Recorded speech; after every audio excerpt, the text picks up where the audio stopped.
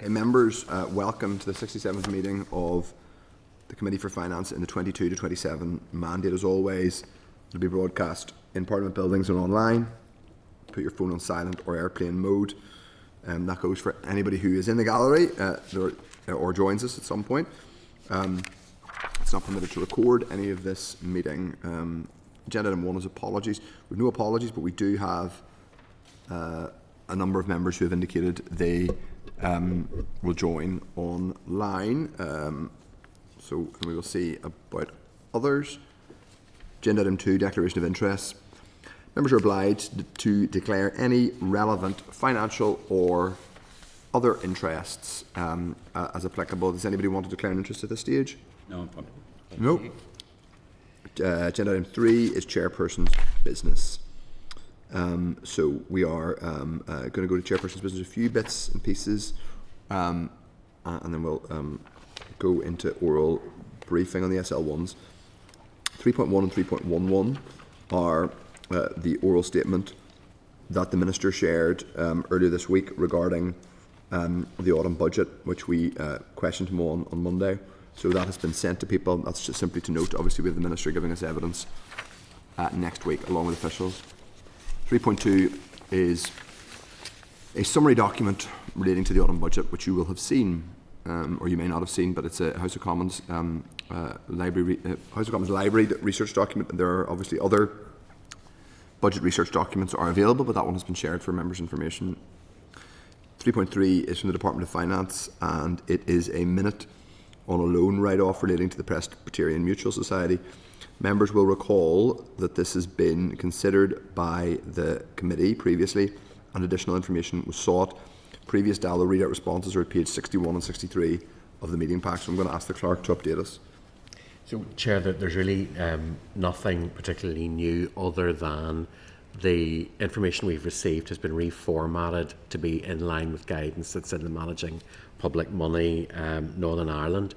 There's a process there where this kind of minute has to be laid over a certain period to allow any member or committee to object to it. So it has been relayed in this format to allow the committee within 14 days, should it so wish, to object to the write-off.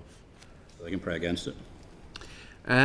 This is where it becomes complex, Chair. There is no actual. There's no actual mechanism here. So this is one of the other things we are working on. It's not regulation being laid, is it? No, but a member can raise an objection, and if a member wants to raise an objection, we will find a methodology for that.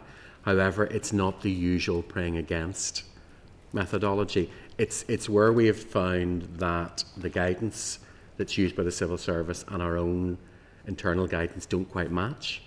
So we don't have a resolution procedure for this. However, members can, either as a single individual or as a full committee, raise an objection. What had been happening previously was, while these were being laid, they weren't necessarily being copied to the relevant committee and the relevant and Public Accounts Committee. They should go to both. That's in the guidance. So members may recall when we talked about this issue previously around contingent liabilities, I had met with John McBurney and Stuart Stevenson, the TOA, to talk about how we need to be seeing more evidence of the process across departments. So new guidance is put out to the departments, and this is really just this being done properly. So the 14 days to raise an objection is there, and it's a case of we would basically, I suppose, find a way for that objection to be raised. It's just we don't have it in guidance at the minute. So it is something that Procedures Committee is going to have to look at. And it's one of those instances where guidance across the civil service, the example of the managing public money, doesn't necessarily align with standing orders. And this is one of the instances where we don't really have a process. It's just with the, sort of through the chair, just with the interest currently in the Presbyterian Church, may not, something might come out. We stand ready to find a way, should an objection be raised. Okay. Just to clarify, yes. Is it the 50 million or is it the 12 million on top of that? Are they both? This is right off, because you recall the 50 million, I can't remember the phrase now that was used, but it was effectively not expected to be repaid. and then the 12 is what's left of the original loan that is now being written off as well. 62? Yeah. Right, okay. Yeah, I think it's probably worth just saying for the record that there wasn't really ever any expectation. No. This isn't a surprise in fiscal terms that this money is being written off. It's been managed over the period, Chair, so there wasn't necessarily an expectation. But obviously, if members of other points, I'm not aware of a particular angle, read the Presbyterian Church, but I think won't work for our purpose. it's important that we, if members do wish to raise an objection, obviously, as the clerk said, you can do so. Chair, it may be worth pointing out that on the actual document there are 2 contacts in the department. However, that won't actually have an assembly process. So what I said I would still stand behind in terms of if anyone wants to raise an objection. In notifying the department, absolutely, but they need to notify us as well, because otherwise it won't really mean anything. Okay. It's quite a statement, it won't mean it, but it won't mean the same. That's what I really mean. Okay. It won't mean the same. Grand. Okay. 3.4, this is to note then. 3.4, Chairperson's Liaison Groups, Guidance for Departments on Delegated Legislation. Members, at page 64 of the meeting pack, there's a copy of guidance issued by the Chairperson's Liaison Group in relation to new procedures for processing delegated subordinate legislation. The clerk can provide further detail in relation to the changes for SL1, the SL1 stage of delegated legislation. These will take effect from the 5th of January 2026. From that point, members will note a revised SL1 letter being submitted, as well as increased advanced notice given by departments before an SL1 is submitted. This will allow the committee to seek views on proposed SRs, or is it SSRs for SIs? No. Well, this will be SL1s. We basically publish, and the advice will be sought from, or consultation will be put out on the citizen space. So effectively, once the committee has seen the SL1, we can go out to publish it. Citizen space then will be open for a period of 2 to 3 weeks. It depends really on how well the process works and how quickly we get things published. We'll seek any responses on the citizen space, but we'll be doing this for every single one. So it's really going to be a process of just seeing how well the system copes with it, seeing how well departments respond to the new timescales. It's useful maybe to note, Chair, and possibly Andrew McAvoy can expand on the issues that the likes of rating SL1s will have, because they have a certain amount of input from the executive. So timescales are a bit more difficult between those coming, being approved, SRs coming and so on as well. Also, a lot of that will wait for values to be put in too. So it's kind of, it's a bit of a suck it and see thing. So I know departments are a little bit nervous, and I think a lot of it is because we are looking for a very much lengthened time scale. Mm-hmm. So members will be very aware of the fact that we have been trying to get a definitive list of secondary legislation or delegated legislation that's coming to the committee since, well, pretty much since February last year. We haven't had that. So our planning is going to be difficult, because obviously the committee will have to schedule in time for these. But then we have to factor in the length of time they need to be out in citizen space, processing all that, taking into account any views. Members will want to discuss those views. And I think in terms of the likes of rates, or even moving to look at what other committees might be looking at, perhaps say, for example, communities having parity legislation, that might be much more complex if you're getting a lot of responses online for that. So we are going to give it a good whirl. I think we're probably fortunate in finance in that most of what the committee's looking at is fairly technical and might be a little bit opaque to people from the outside who are just looking at citizen space and wanting to participate. It's fairly specialist, as members will know. So we'll see how it works, and if there's any tweaking that needs to be done, we can collectively look at that. Chair, but as you said, CLG seems content to operate now. Okay. Okay. Anybody wish to come in on that point? No. Sense. Okay. Okay. Members, 3.5 and 3.6 relates to Northern Ireland's rate of corporation tax. Members, we previously agreed to schedule an informal briefing alongside the Economy Committee with the Chartered Accountants Ireland on the case for a reduction in NI corporation tax. In order to fully inform members, views were also sought from Nick Ictu and the Nevin Economic Research Institute. Those views are at page 85 and 88, so we will copy this correspondence to the Economy Committee ahead of a joint briefing on the 21st of January next year, if members are content. 3.7 and 3.8. Members will note that two reports on the fiscal settlement and fiscal sustainability have been published by the Nevin Economic Research Institute, and they are in the pack for members to note, and they will be of future use. 3.9 is a private members bill and a consultation. It's a consultation on a proposed private members bill from Stuart Dixon MLA on it's a Social Value Act, or proposed Social Value Act. So Stuart has notified the committee that his consultation on a PMB to legislate for social value has now concluded, and an analysis of responses has been provided. The consultation ran from the 30th of January to 8th of May, and 100 responses were received. So members, this is to note pending any further developments in this PMB, which may come back before us again. Steve Aiken. Yeah, has there been a lead committee nominated for this yet? It'll be it'll be a case of how far it gets, whether it's going to be brought forward. And, yeah, we just don't know yet. That's part of the issue. Is I think that the Bill Office are not really clear on timescales. Right. So we're just not sure what's happening at the minute. So it's really an alert on that basis. The anticipation would be that the Finance Committee would probably lead on this. You might recall previously, The Minister's Bill. yeah, but also Conor Murphy, when he was Finance Minister, started bringing in guidelines around social value. Yeah. So yes, I suspect it will be a finance lead. But at the minute, we're just not sure about timescales. I wouldn't anticipate it, for example, coming before the likes of the marriage bill or anything like that. So at the minute, we're planning towards later next year. However, if that's wrong, we will make it work. Won't we, Fiona? We will find a way, but that's our expectation. Okay. Yeah. Well, Okay. We'll see if that works. Okay, members, yeah. Is everyone happy? Yeah, Deputy Chair. Thank you. Do we want to write back to the member and ask? We can, and I would say that's not a bad idea at all, Chair, because it will at least then give us some indication if they're willing to commit. I'm just aware that Bill Office have not been able to give us any kind of assurance around that. So if members are content, we can write back to. Yeah.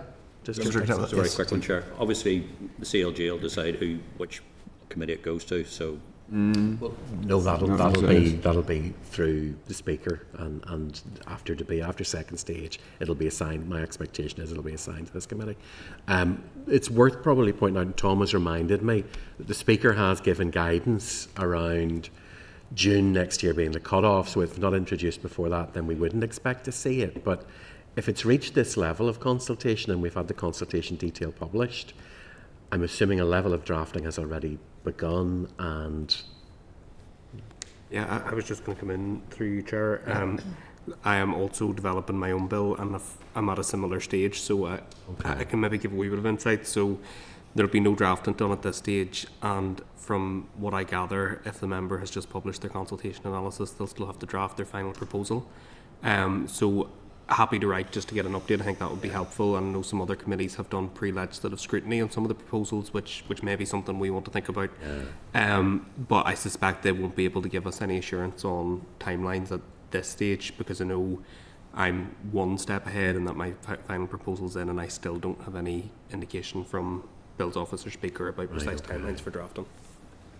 Okay. right back So and ascertain that, Chair. 3.10 is an invitation from the Human Rights Commissioner, Human Rights Commission, to a launch event on their Windsor Framework Article 2 report. So if members wish to attend that, they can RSVP with the Human Rights Commission. Agenda item 4, draft minutes of the meeting held on the 26th of November. If members are content, they're at page 175, and if members are content, they're a true reflection of that meeting. I will find them. Just go on straight to Sure. yes, rather than start Yes, into it. go to Matters Rising, that's a good idea, yeah, we'll do that. But if members are content, the minutes are a fair reflection, yes, I will sign them. Okay, now we are, members, going to expedite. We'll come back to our matters arising. We're going to go straight into our 16. agenda item 15. Agenda item 15, is it? No, 6 to 10. 60, sorry, the page. You're giving the page number, sorry, rather than the agenda. Page We're going to straight into our page briefing 14 from Andrew starts McAvoy, the who's just joined. list. Yeah. So we are now going to hear from we're now going to talk about 1, 2, 3, 5 different pieces, 5 different SL1s in relating to rates. Am I supposed to? I do have to read them out for the record, do I? For the purposes of the start.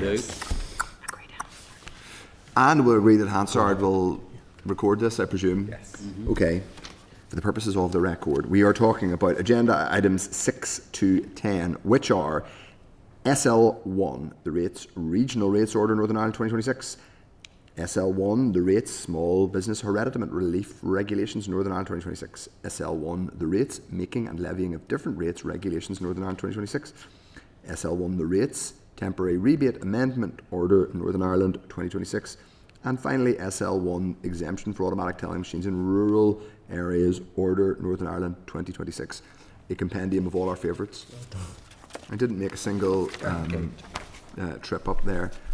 So members, the department is proposing to make all these statutory rules relating to rating policy. We'll have visited all of them before in different guises in the past, but we're doing them all in one session now, which is probably an act of mercy for Mr. McAvoy. Who Maybe for yourselves. So members, as I say, the proposed SRs are those that I've mentioned. I'll just explain what they do. The regional rates order is subject to affirmative resolution. That is the main mechanism by which we set the level of the regional rate.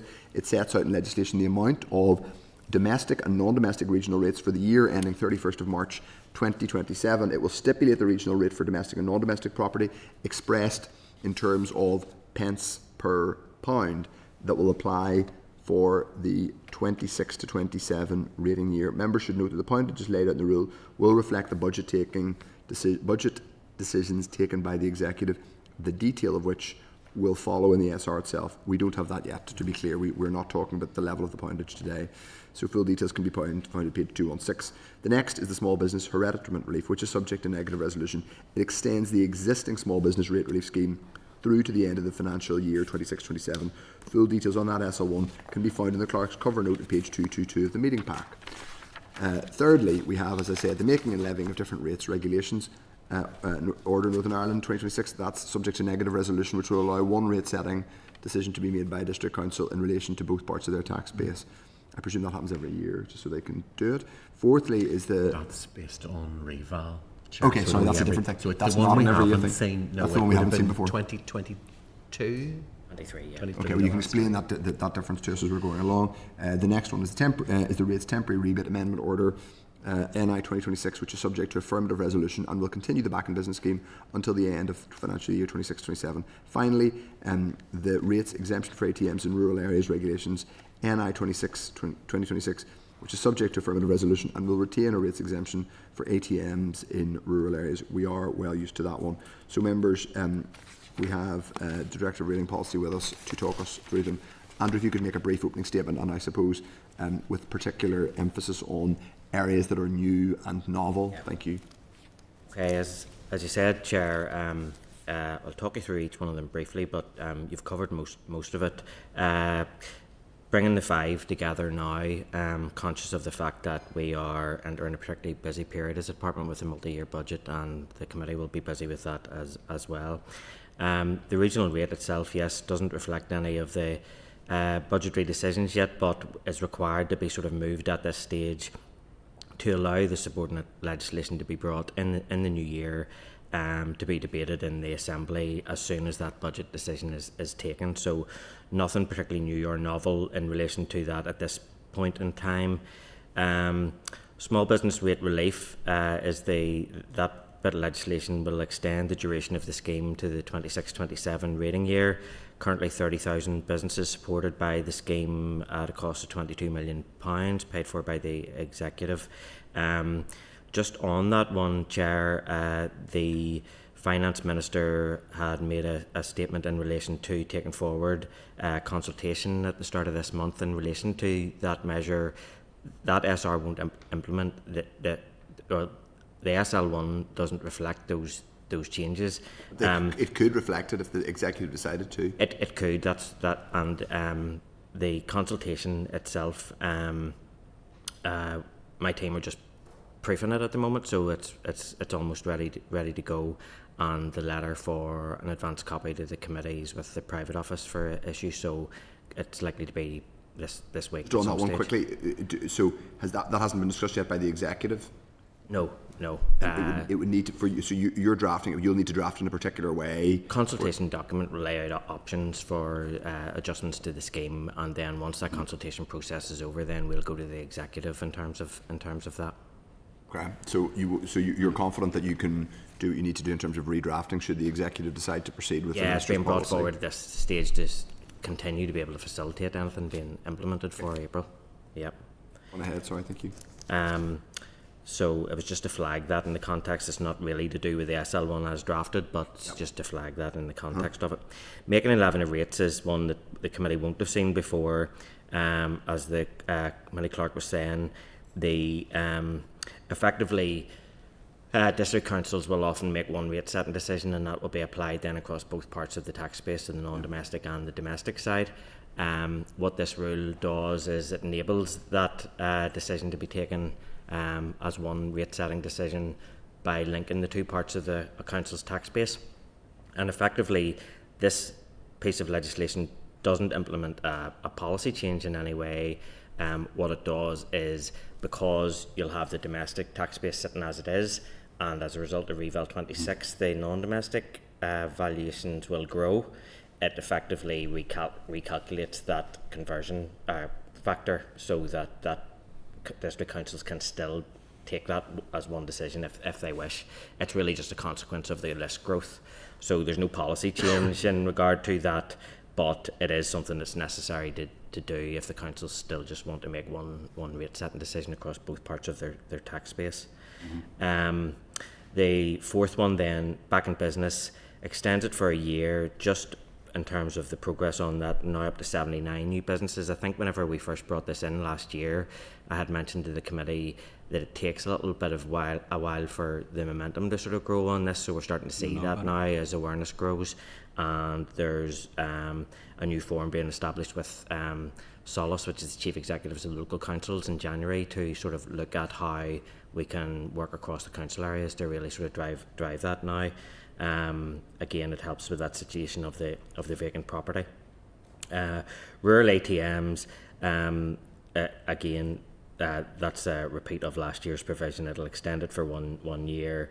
It's more about managing the machines that are currently in receipt of it. Our court decision took a lot of those machines out of the valuation list entirely, so it's just to keep it there for the ones that are there at the moment. I don't think we would envisage doing that through affirmative resolution SR requiring a debate now with the machines that are left, but it was a sort of process that was put in place whenever it applied to more rural ATM machines. So there's nothing really in there that's implementing new policies across that batch of measures, but it was just to talk you through them to facilitate the process of consideration. Okay, thank you very much. As always, members indicate if you wish to ask a question. Just a few from me. First of all, Andrew, so these some of these SL1s are routine, but some of them are, in a sense, they're all routine in the sense that we've seen versions of them in the past, before. Yeah. But in a couple of them, we have indications that the minister would like to do different things with the policy, specifically, first of all, in relation to small business, which we've discussed. Yep. Secondly, in relation to the domestic cap. So, will it be possible to? Cap isn't covered in these SL1s. It's in the regional. Is it not? It would be It would have to be reflected in the regional rate sort of. No, it wouldn't. No, it'd be a separate statutory rule brought forward for the cap. Yeah. Okay. So is there, from I suppose your perspective in the civil service side, are you anticipating drafting or making such a rule? Well, it's a fairly straightforward rule. We've brought it forward before, and So the drafting isn't the complex part of it. The political agreement is the issue. I think the Minister spoke to that on the floor of the House the other day in relation to sort of wider discussions that were going on the political level around that. But I mean, in terms of the cap legislation, it's a statutory rule. It's subject to affirmative resolution, and there's 3 of the measures that we're looking at today that are subject to that a similar control. So time frame wise, it could be done within time frame. Could be done within time frame. What would be the latest you would need to do it for? Where there's a will, there's a way. But in terms of the bills need to go out in April. Bills need to go out in April. Yeah. But obviously, it's kind of the good practice would be to give people fair warning. Now, you might say that they had fair warning last autumn, whenever it was kind of widely reported that this was happening. But It's been consulted on, yeah. Sorry, say again. And it's been consulted on. And it's been consulted on. Okay.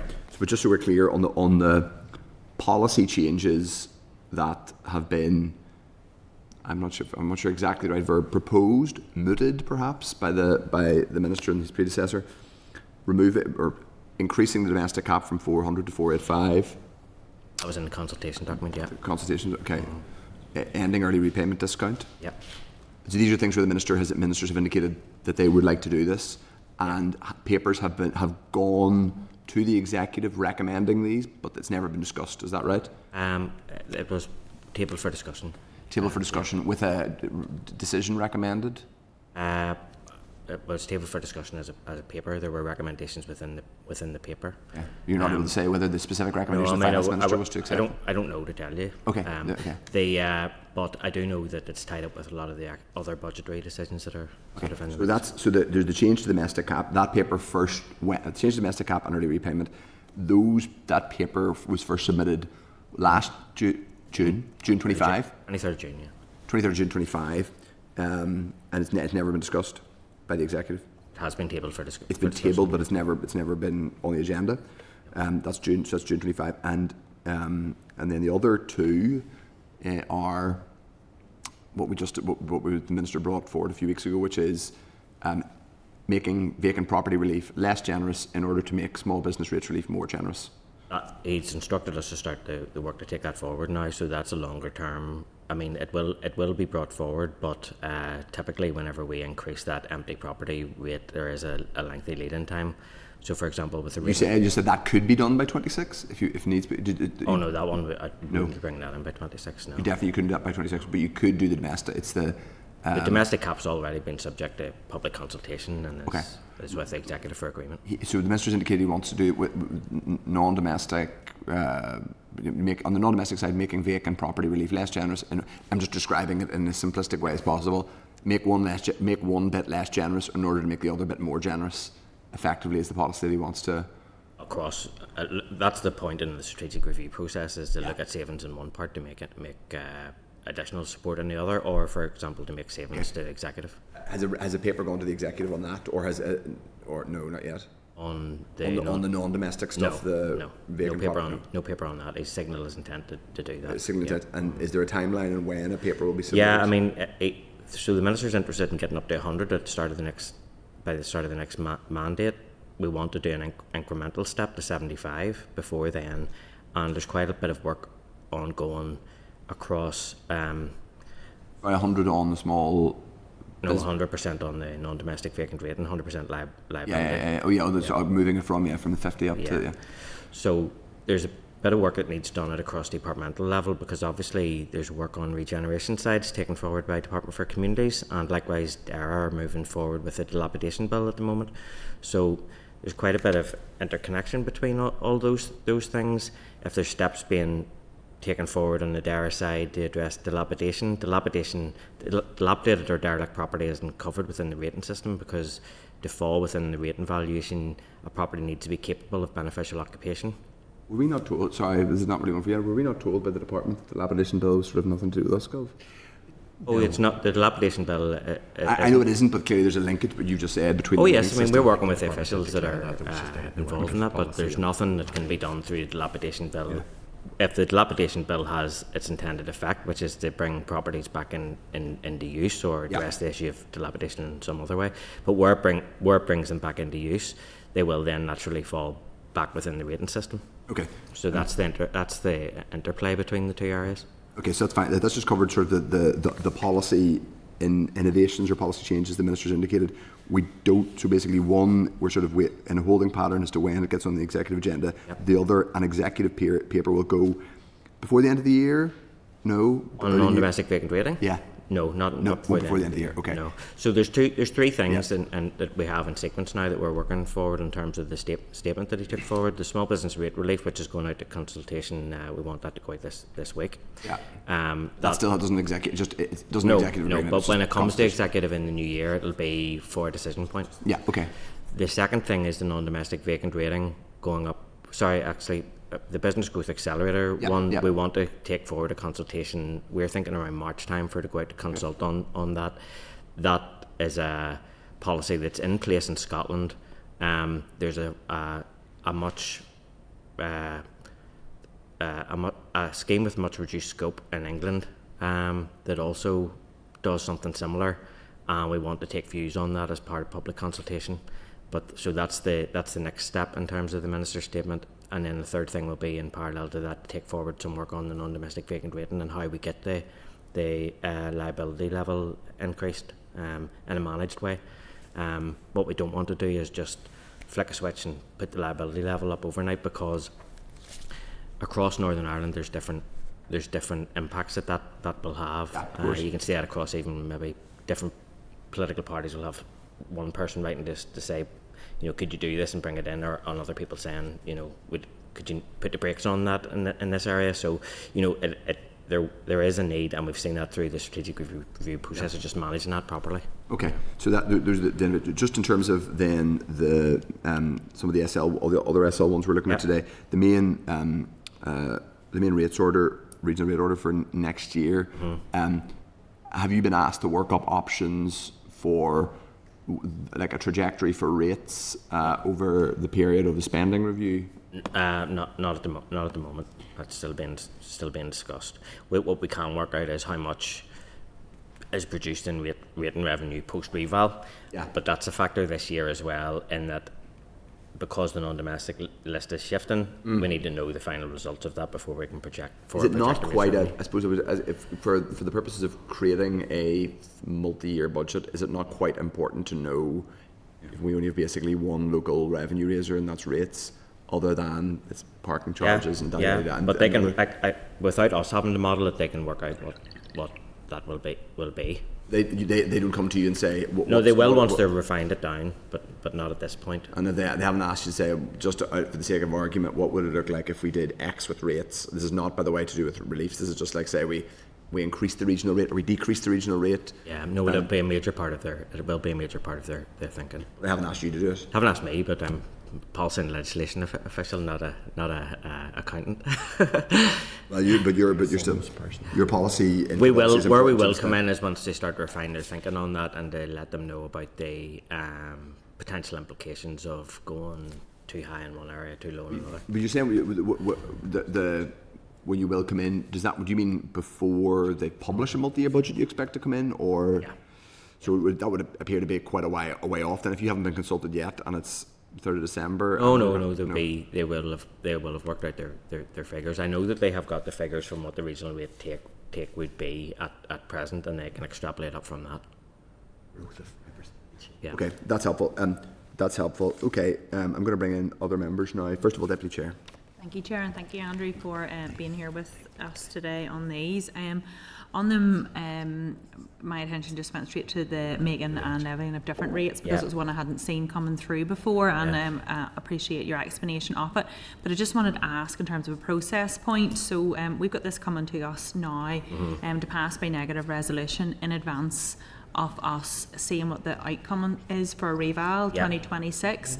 So ultimately the outcomes of Reval 2026 could be surprising, it could be substantial, and whenever we don't know that yet, why are we being asked to pass this now to go forward under negative resolution whenever we might see the results of that Reval 2026 and be concerned by those? Would it not be better in terms of process for us to see that first? The statutory rule won't really whilst it reflects the outcomes of the reval process, it's really there to protect another policy, which is to allow district councils, if they wish, the option of making one rate setting decision. Now, once they know what that conversion factor is, it will allow them to do that. But the only thing that this does in terms of reflecting the reval outcomes is a mathematical exercise to adjust the calculation. It doesn't vary policy per se as a result of the reval process. That will be for councils to realise whether they're maybe how it's affecting their overall tax base. But to allow them to do that assessment, they can use this conversion factor to assess that. So the rule with the conversion factors will come forward separately in the new year once the reval process is finished. But the other thing that I should say about that is conversion factors since I think 2021 have been optional, so district councils don't need to use them, nor are they sort of beholden to them. So if they want to make a separate rate setting decision on both sides of their tax base, they can. This is just to facilitate them continuing to do what they have done in the past if they wish. Okay. You appreciate where I'm coming Oh, from yeah, with yeah. it, that and again, my first time on Finance Committee seeing it coming through, so I'm just trying to think through what it is that's going through by negative resolution here, that we don't have a chance to pull back on, and if something was to come forward in Reval 2026, and we were concerned in terms of scrutiny, we've already passed this by negative resolution, so it was just a process point. I was just trying to So the actual fully. statutory rule won't come until the findings won't come forward to the committee until then. Okay, Yeah. and when will that be? January. January time? Yeah. Mhm. Okay, Yeah. thank you, Chair. Okay, members. Dr. Aiken, Steve Aiken. Yeah, just a very quick one, and most of my questions have been answered. Andrew, sorry, looking at the timelines, we're not necessarily going to be able to pass the budget in the speed of time that required. When's your drop dead times for getting most of this through? Well, We went through this a couple of years ago. yeah, Give me the rough timelines. with COVID, we went way past the April date at that point. So it is possible to set regional rates afterwards. Yeah. But the reason why we're coming now with this SL1 is so that part is cleared. It allows us to move quite quickly to the legislation stage. We'll get the legislation cleared through the solicitors prior to the budget being agreed as well. So you'll And have it then ready as to soon as go. that happens, we'll be if it looks like the multi-year budget and there's a dependency there, what we did the last 2 years was decoupled it from the wider budget process. It was treated as a sort of fixture within the multi-year budget that would no longer vary. Yeah. And we got the executive decision through a separate process so that the regional rates would pass and the bills could go out. So basically, this is giving the varies to do it. Yes. Once it passed the budget. Yes, exactly. Yeah. they pass the budget. Yeah. So as I say, if we need to decouple from the budget process, we will. At the moment, we're not at that decision point. And you don't need separate legislation to do that, do you? For the regional rate. Yeah. Yeah, we'll be taking forward a separate statutory rule, and there's a debate in the assembly on that. Yeah. Thank you. Okay. Ryan Kingston. Just what you were saying there about the councils setting their own district rates. Yes. And potential that they could actually set. Are you saying they could set different rates of increase? Yeah, there's a couple of them have done Well, I wanted that to ask, in the does past. that happen? I wasn't aware that. Yeah, councils so were doing that. Mid and East Antrim have done it twice, I think. Once where they sort of, I can't remember which way round, but one where they set a higher domestic rate to allow for a reduction on the business rate side, and then likewise, I think maybe last year they may have reversed it and set a slightly higher business rate to offset the domestic. So it was part of the issue with after the 2019 review of business rates, there was quite a lot of feedback in relation to how high the poundage was here, the rate poundage, and the executive reduced it down at that point in terms of the regional rate end of things, and then give councils the option of setting two separate rates, so that if they wanted to reduce the burden further for businesses by reducing the poundage on the business rate side and increasing on the domestic side, they could. So They're the only council that. I think they're the only off- council. offhand? I can double check that for you if you wish and get back. Just I wasn't aware there was that option. Yeah. Okay, thank you. Okay. No further members have indicated they wish to ask. I'm just going to ask a couple of further questions, Andrew, before we release you. So, just to be clear, you haven't. Now, I'm aware of what you said in relation to the multi-year budget and the fact that the people primarily responsible for drafting the multi-year budget will be able to construct a plausible trajectory for rates income without asking you for it in detail, and then you can double check it before it finally goes out type thing is kind of what you're saying? It's a wee bit more than double checked, yeah, I would have. Right, okay. But have you been asked to come up with, so you've, and we've heard this many times over since we've been here, have to do a lot of the work in terms of, first of all, the Chris Heaton Harris ordered consultations on what you might do in terms of changing the rate system. You know, either making them more generous or largely making them less generous was what he was trying to do, or was suggesting for political reasons. Then you had, we know the kind of various consultations that finance ministers have ordered since we've returned. Have you been asked to offer any kind of, say, 3-year trajectories of specific policy changes and what that would mean in terms of, for example, greater or lesser revenue in a big structural sense? To feed into the 3-year budget work, so that if ministers, so for example, I guess what people out there are wondering is generating higher level of savings, generate higher level of revenue. It's a big discussion. The minister himself has said he wants higher levels of revenue raising. Fiscal, that either requires fiscal devolution to get new fiscal powers, which will take a significant amount of time, has to be agreed to the executive, negotiated with London, and then legislated for. That will take years. It's not going to happen before the end of this mandate. But there's also revenue raising using existing tools, which he has indicated he wishes to look at. I don't think that's unreasonable, but if for that to happen, that basically means the rating system. Has he asked you, or has anybody asked you to look at or to provide worked examples or models of what that might look like over the 3-year period, so that can be matched against options for the executive to discuss when it comes to agreeing the multi-year budget? I think people out there would wonder about that. Yeah, so in taking forward the strategic review process of all the policies, that's integral to that part of the process. The second element of it that we're trying to do across the range of policies, and where we're coming from with things like the back in business, the small business rate relief consultation is going out to try to make changes in that area, and in the business growth accelerator is to also look at increasing the span of rateable properties within the system, because the more property that pays rates, the more the overall take is bigger, and you have the potential of either increasing your take that way, or if you wish, reducing the burden on everybody and bringing in the same amount of money. So that's there's two elements of our thinking. One is what can be done to recalibrate savings or expenditure within the rating system, or bring in savings that can be used elsewhere.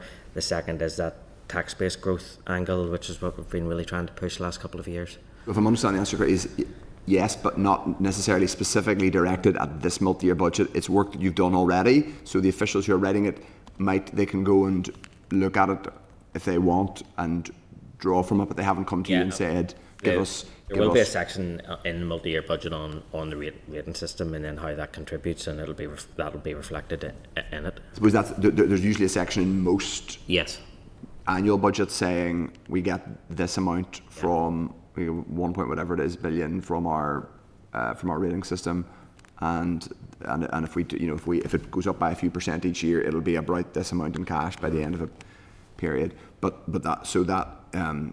that's anticipated, but not thus far anyway, a big either revenue raising exercise, or on the other side an exercise in saying we want to reduce the burden and rates, because that's really the only one of the few direct levers we could have to ease, for example, burdens on families and cost of living. You could say, well, we'll cut rates and that'll save them a few quid. Either of those things would require presumably you to feed in. Yeah. That happens. And that hasn't happened yet? No, that happens. We're working in the same department. And the people that are looking at their particular side, which is related to that, are obviously the same people that are working with me on the business rate side. So the two feed in automatically that way. Okay, so you've answered that very carefully. I think it's fair to say that the work is done already, and if they want to make use of it, it's there, but there's no big specific bit of work you're doing for the multi-year budget, but the work is done should they want to use it. Just know in the multi-year budget, the officials that are responsible for it are working round the clock at the minute. So I'm glad to hear that too. And I hope to hear from them soon. Okay, no one else has indicated they wish to ask a question on these. But they're all large. Obviously, it's worth saying the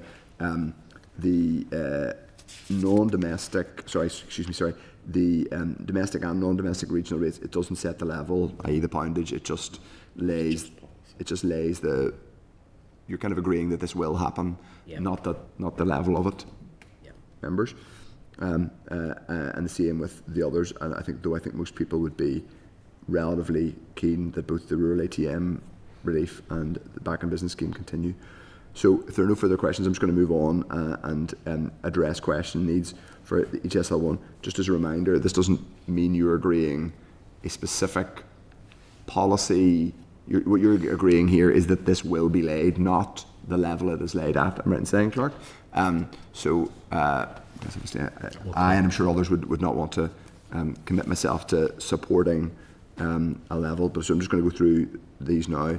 So ask members if they are content with the proposed statutory rule to set out in legislation the amount of the domestic and non-domestic regional rates for year ending 31st March 2027. Just to say you're agreeing that the legislation be made, not the level, because I would not commit myself to supporting the level at this point. I'm sure others might not either. Content? Content. Right. Members, are we content with the proposed statutory rule to extend the small business rate relief scheme through to the end of the financial year 26-27? Content? Content with the proposed statutory rule to allow one rate setting decision to be made by District Council in relation to both parts of their tax base, domestic and non-domestic. Content? Content with the proposed statutory rule to continue the back in business scheme until the end of financial year 26-27. Content? Content. Members, content with the proposed statutory rule to retain a rates exemption for ATMs in rural areas. Content?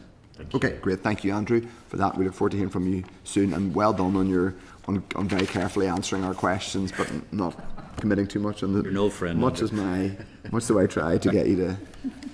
Thanks for your time. Yes. Okay, right, my members. Agenda item 11 is the Northern Ireland Fiscal Council bill, and we are going to hear from the Pivotal and the UEPC, the University of Ulster Economic Policy Centre, and if Hansard are going to bring us a transcript. Everyone's happy, I presume, with us getting a transcript and it being recorded. So members, at page 247 of the pack, there's a clerk's memo on this briefing.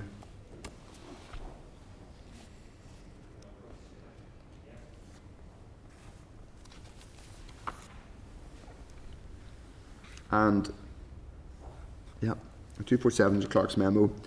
And also included to assist members are UEPC's response to the NI Fiscal Council Bill, which is at page 1. The Department of Finance's response to the OECD response to the Fiscal Council Bill, which is page 258, and the OECD's response, the main OECD response, which we received. We also have Hansard's of when we heard from the NI Fiscal Council and the Irish Fiscal Advisory Council. Also for noting at page 279, that's right, I've already mentioned those are page 279 and 290 respectively. Members, we did ask the Nevin Research Institute to attend. They weren't able to join us, but we have asked them for written comments, which I hope will be available soon and in the committee pack. So welcome Gareth Hetherington, who's Director of the Economic Policy Centre at Ulster, and Anne Watt from the Director of Pivotal Policy Forum. Welcome both. We'll ask you both to give us an opening statement. It's an interesting week to be talking about independent fiscal authorities, given the week that's in it. So we can ask something about that. But we'll ask first Gareth and then Anne to give us an opening statement. Thank you. Thank you, Chair, members of the committee, for the invitation to contribute to your scrutiny of the Northern Ireland Fiscal Council Bill. I know that members have already seen my written response to the bill drafted back in September, so I'll keep my comments short and then welcome questions from the committee. At the outset, I want to recognise the positive step that this bill represents. It puts the existing non-statutory Northern Ireland Fiscal Council on a clear statutory footing, establishes it as a corporate body and sets out a defined duty to examine and report on the public finances in Northern Ireland. This provision aligns Northern Ireland more closely with best practice in other jurisdictions that have independent fiscal institutions, and they should help to improve the quality of the fiscal debate here. There are several features of the bill that I particularly welcome. First, it provides a clear legal status for the Council. That clarity matters for how the institution is perceived by the executive, government departments and local stakeholders more generally.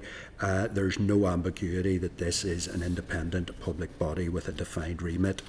Secondly, the bill sets out a duty on the Council to provide 2 core outputs, a budget assessment report each financial year and at least 1 fiscal sustainability report each year. This combination of short-term budget scrutiny and longer-term sustainability analysis is, in my view, an appropriate and balanced core mandate.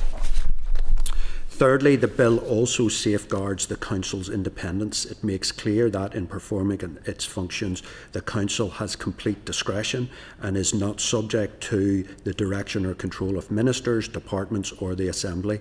At the same time, it explicitly requires the Council to carry out its functions objectively, transparently and impartially. This should give confidence that the Council's analysis is evidence-based. Finally, the creation of an annual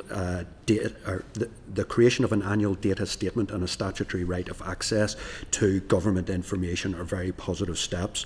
Alongside these strengths, the UEPC's written response highlighted a small number of areas where, in our view, the legislation could be strengthened. Separately, I'm aware that the Department of Finance have provided feedback on our response to the proposed bill. In many instances, the Department's feedback is reasonable, and I will recognise that feedback in my comments below. My first point is around membership and independence. The bill sets out clear membership arrangements and currently allows for a chair plus 2 to 5 members, with appointments and dismissals made by the Department of Finance. It leaves quorum arrangements to the Council's own standing orders.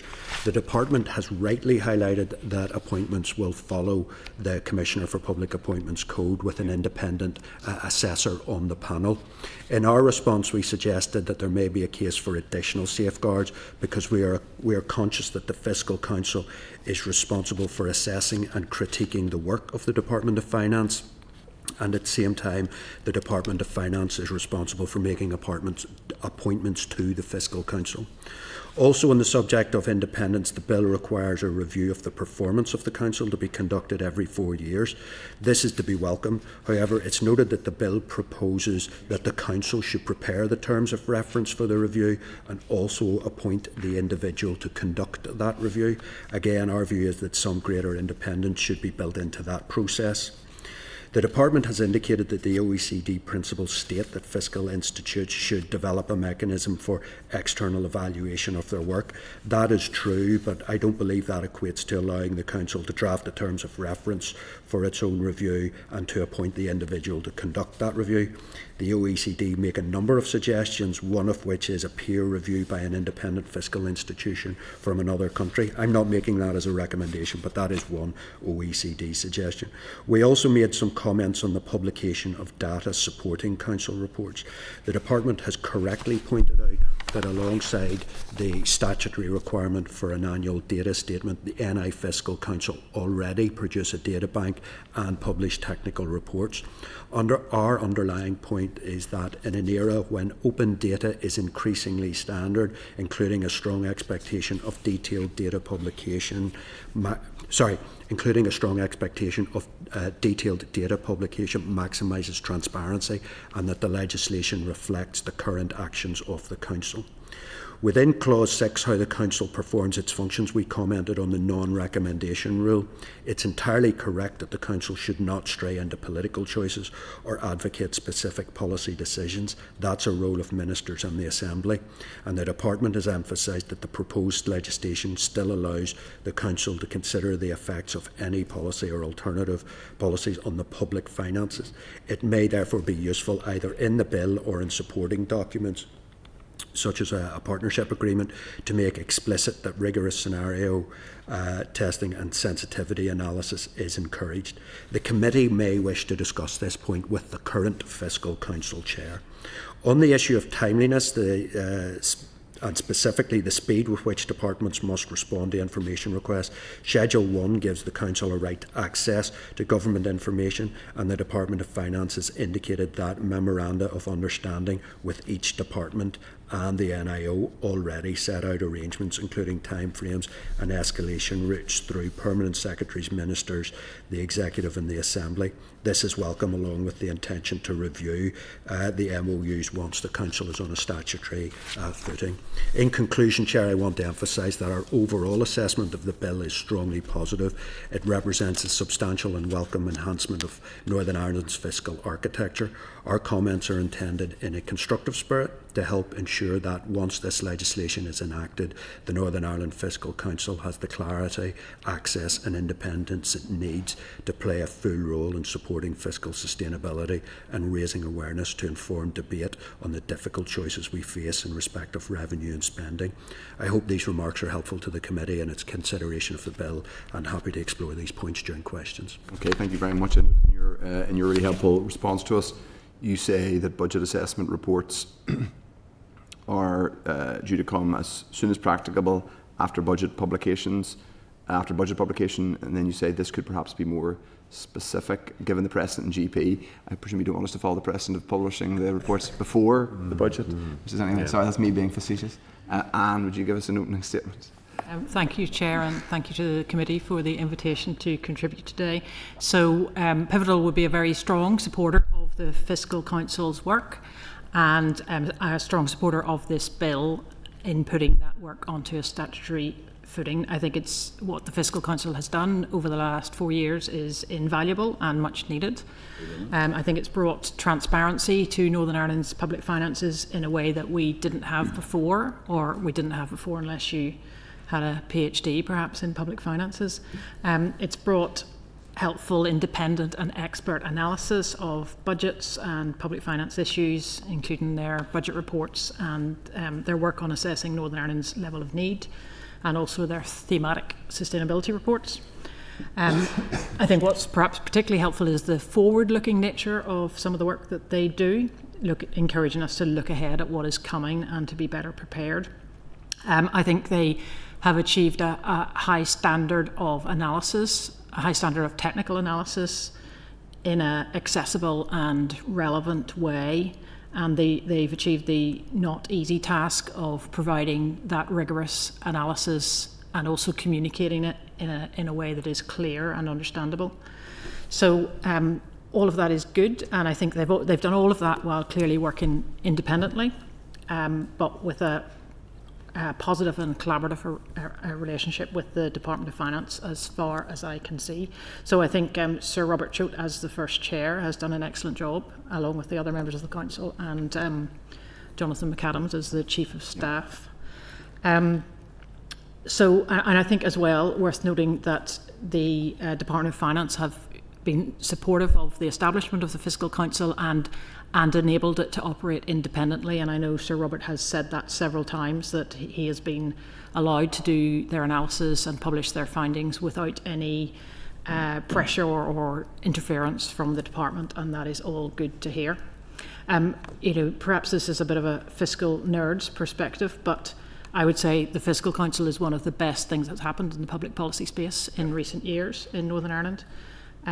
From Pivotal's perspective as an independent think tank, we value and rely heavily on their work. So we warmly welcome this bill, which puts them on a statutory footing. It obviously formalises a lot of what they have done, or it formalises what they have been doing since 2021. In terms of specific things about the bill, it seems to me straightforward and sensible without any major problems. It sets out the role of the Fiscal Council, what's expected of it in terms of reports, and it seems to be in line with international best practice. I think what I would say in terms of comments on the bill, I would look very much to the OECD as the international experts in this area, and I know you had evidence from them a few weeks ago, and also I would also look to what the Fiscal Council themselves have said, and they are much more expert in these issues than me. I think the things that are really positive and important in this bill, it sets out the Fiscal Council's remit and the functions very clearly. It makes clear what they're expected to deliver in terms of their reports. It makes clear how appointments will work of the chair, the members, the chief of staff and the staff team. The bill emphasises their independence and their freedom, discretion to work on issues that they think are important. It gives them statutory access to government information, which is obviously very important to them. It makes sure that they are transparent about their work, which they have been, I think, very much so far. And then, as mentioned, the review function as well, every 4 years seems appropriate. I suppose the issues that I would say there might be some query about. I don't see any of these being hugely problematic. I suppose in any of this, we're looking at what's happened so far, and we're looking at people and relationships that have worked well, as far as I can tell, in terms of the leadership of the Fiscal Council and the relationship with the Department of Finance. There could be a situation in the future where those relationships are less amicable and positive. And in that light, I did wonder about the provision for the appointment of the chair and the members, and how it is at the minute, I think, entirely at the Department of Finance discretion, and maybe there should be some tighter remit in there about the kind of qualifications and expertise and experience that we would expect of the people appointed. Similarly, the staff team, again, the Department of Finance approves staff appointments. Is that appropriate without any wider scrutiny? I also wondered about the close connections between the Fiscal Council staff and the Department of Finance. Basically that a lot of them will be Department of Finance officials in their previous jobs, simply because they have the expertise. It's kind of inevitable that they will, by definition, because of the professional remit. Exactly that. Other than like yourselves and the relatively small number of people that work in this area, there aren't that many people working in this area here in this region who aren't working in the Department of Finance. Yeah, and I just wonder about that in terms of previous connections, previous connections, and maybe future. They're thinking about future career roles, and will they be as outspoken as they might be, or as challenging as they might be? And also on the similarly, the Department of Finance sets the finances for the Fiscal Council, and in a different scenario or a different relationship from what we've had so far, could those finances be restricted to constrain their activities, for example?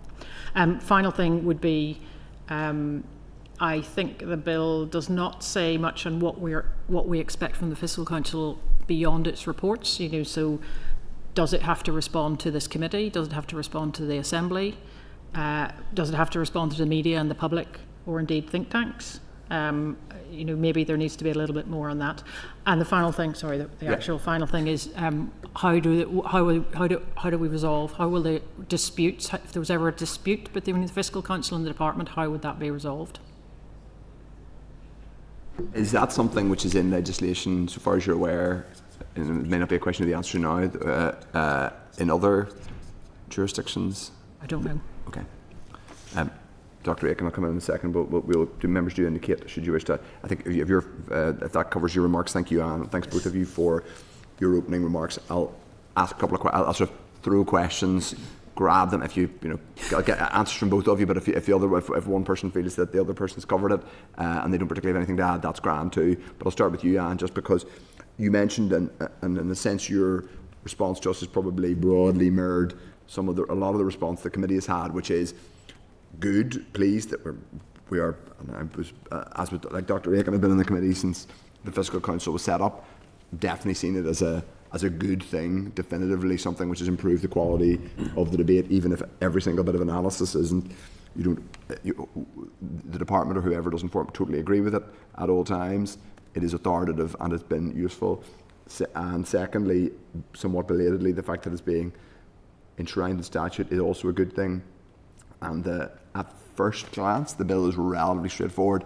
But as with all these things, there's a couple of bits of potential devils in the detail, including around, most notably around, I suppose, independence, both real and perceived. You mentioned there about the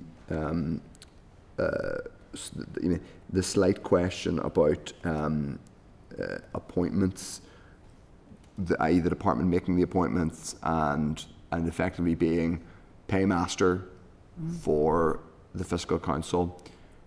It might be helpful if you could sort of elaborate on the potential. So we're obviously in a situation now where there's a broadly good relationship between the department and the Fiscal Council. They probably have said things that the Finance Minister or a Finance Minister might not say themselves, but they haven't said things that are scathing or hugely politically difficult. But there may come a point when they do have to say things that are difficult for a Finance Minister and senior officials to hear. What should the bill do or what could the bill do to enshrine a kind of and independence. And maybe if you give it maybe a worked example of how those difficulties might arise in practice. Yeah, I think the bill already is very clear on the independence of the role. I suppose it's more a question of maybe it's about appointment of what are the crunch points? Appointment of the people and the finances that enable it to function. Those are perhaps the two areas where there could be some difficulties. So,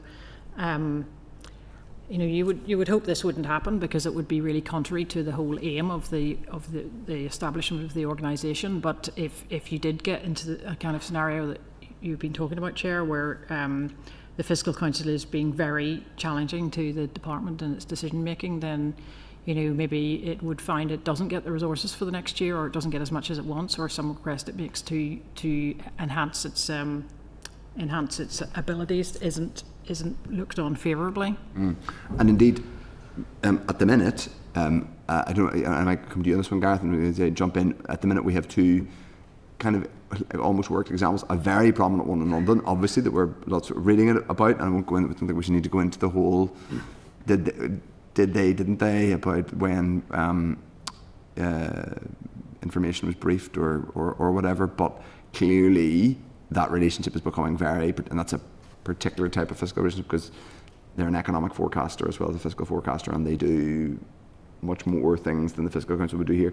But even in Dublin, to an extent, actually, there's been a moment of kind of, if not confrontation, then tension between the Fiscal Advisory Council and the government, because they are clearly effectively saying that they don't really approve of some of the things the Irish government is doing in budgetary terms.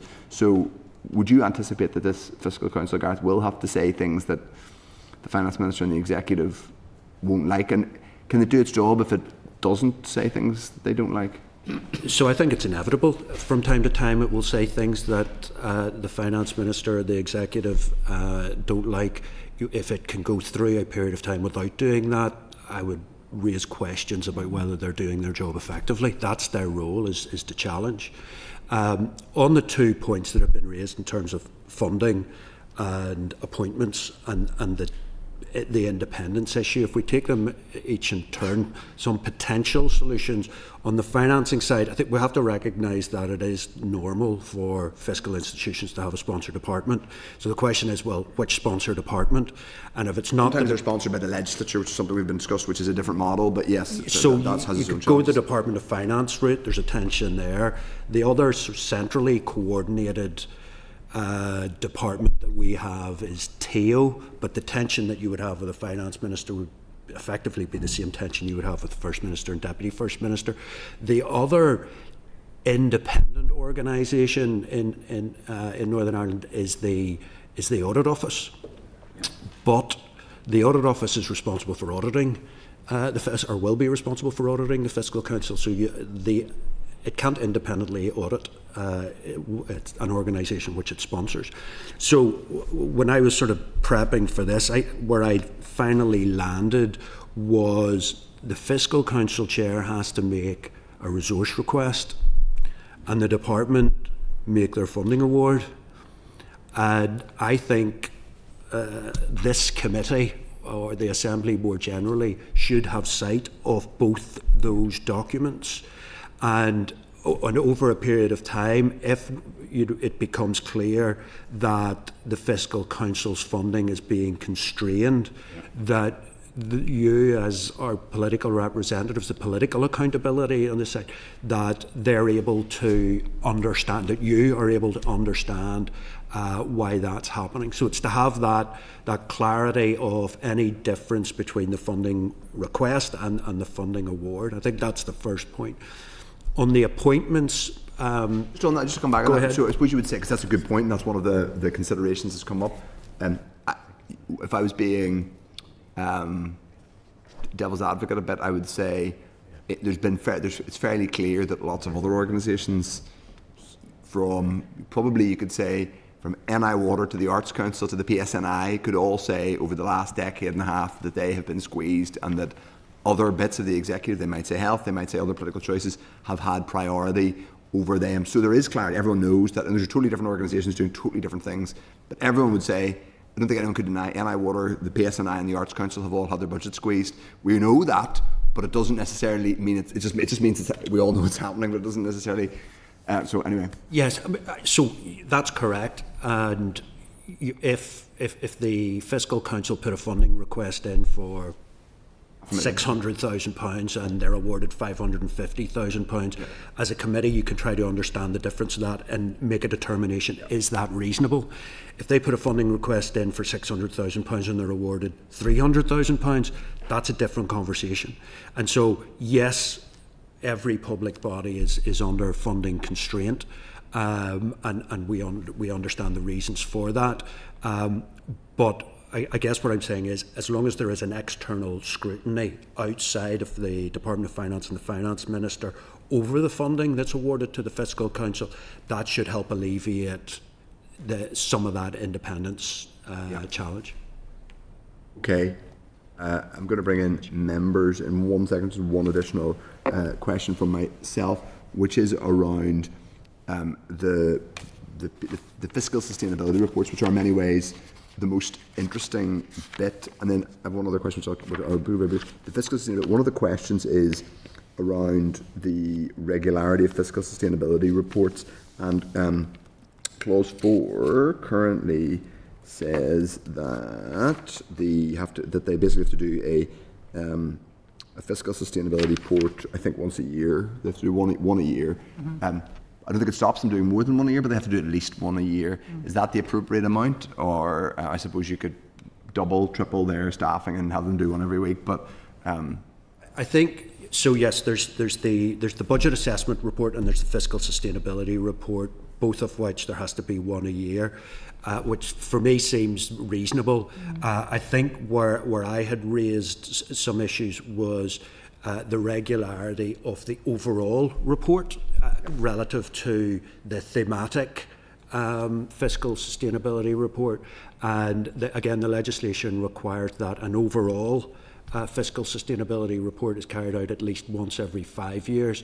The point that I had, at least once every 5 years, the point that I had made in my paper was that probably feels too long, given the frequency of economic shocks. Now the department have come back and said, yes, but it's only, it has to be at least once every 5 years, so the chair can do one more regularly if he or she chooses. One every year. So if they felt, so I'm talking about an overall report here as opposed to the thematic report. So that, I accept that. In my mind, I think in the paper I'd suggested every 3 years. My thinking was the spending review periods tend to be 3 to 4 years. So an overall fiscal sustainability report as opposed to a thematic sustainability report, it seemed correct in my mind at least that it should follow that cycle, so that there should be at least one every 4 years rather than one every 5 years. I don't think this is a huge issue, but that was the regularity around those number of reports that I took from the legislation. One final thing for me that I do want both of your views on, because it's something that's certainly I've been asked a lot of questions about, is around what I think is an absence from this and a potential thing that could be included, which is economic, either forecasting or at least the inclusion of some kind of, the requirement to include some form of composite economic analysis. Now, I'm aware that the very fine UEPC does it, so I'm not trying to undercut or duplicate work done. In a sense, it goes back to what you said at the start, Anne, which is this is adding to the policy debate in Northern Ireland. One of the observations that is frequently made about the policy debate in Northern Ireland is that questions of policy are often linked to fiscal outcomes and fiscal constraints, but they are rarely linked to economic discussions, i.e. whether something has a growth consequence or the opposite, or indeed how it links to long-term productivity challenges or any of the other economic considerations. I happen to personally think that is a huge absence in our policy debate, and we narrowly focus on fiscal consequences, and therefore the fiscal discussion is in part because of the fiscal model we have and the block grant removed from economic consequences. And we know that when the executive produces a budget, it does kind of habitually have a page or two of economic context, often somewhat detached from, it's sort of a little, feels, to be honest to me, a little bit like a kind of a bow that's been put on a garment that doesn't really require a bow, or doesn't really, not really entirely clear how it relates to the rest of it. Sorry, it's a very strange analogy, but it does not really clear how it relates to what happens afterwards. It's a sort of disembodied bit of analysis about the economic context without any explanation of how that relates to decisions that are made elsewhere in the document.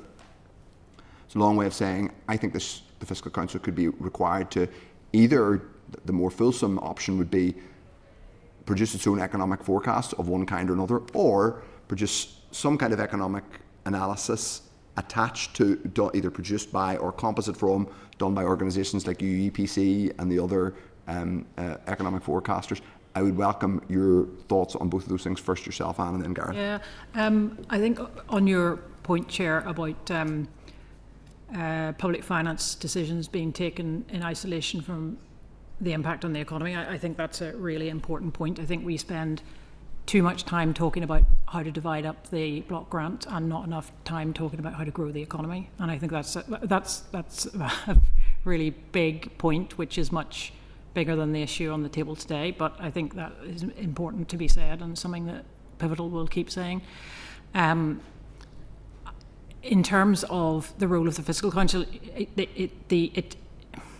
the reason they don't do it is because the main determinant of how much funding we get is the Barnett formula and what happens in England. So forecasting the Northern Ireland economy doesn't actually impact very much on the amount of money they have available. So in their role as it's defined at the minute in terms of looking at the public finances and doing their budget reports and sustainability reports and so on, they don't need to do forecasting, so it would be quite an expansion in their remit to do it. You'd obviously have to fund them and staff them to do it. I'm not convinced about it, because I think other organisations, and this is where I'm going to hand over to Gareth because he's much more expert than me, but others are working on forecasts of the Northern Ireland economy, including a new initiative, which I know is happening but don't know very much about. So, Gareth, do you want to? We have, for a considerable, I'm talking about we as a nation, have carry out a wide range of impact assessments on legislation. What we don't do is carry out an economic impact assessment sometimes of our legislation. That might be something that we may want to consider in future. So I do agree with a lot of the comments that Anne made. What I would say in terms of, so why do the OBR have, and the Scottish Fiscal Commission, as they call it, have economic forecasting capability, and it's because they need it for revenue, to forecast taxation revenue, and we're different here in that regard. What I would say is that I suppose there are two options that the Fiscal Council would have. Is one, if they were going to go down that route, or if they wanted to make some sort of economic assessment of budget policy decisions, they would either do it in-house, bring the capability in-house, or commission others to do it. In the short term, they probably go down the route of commissioning others to do it, with a view to building up that capacity in the longer term.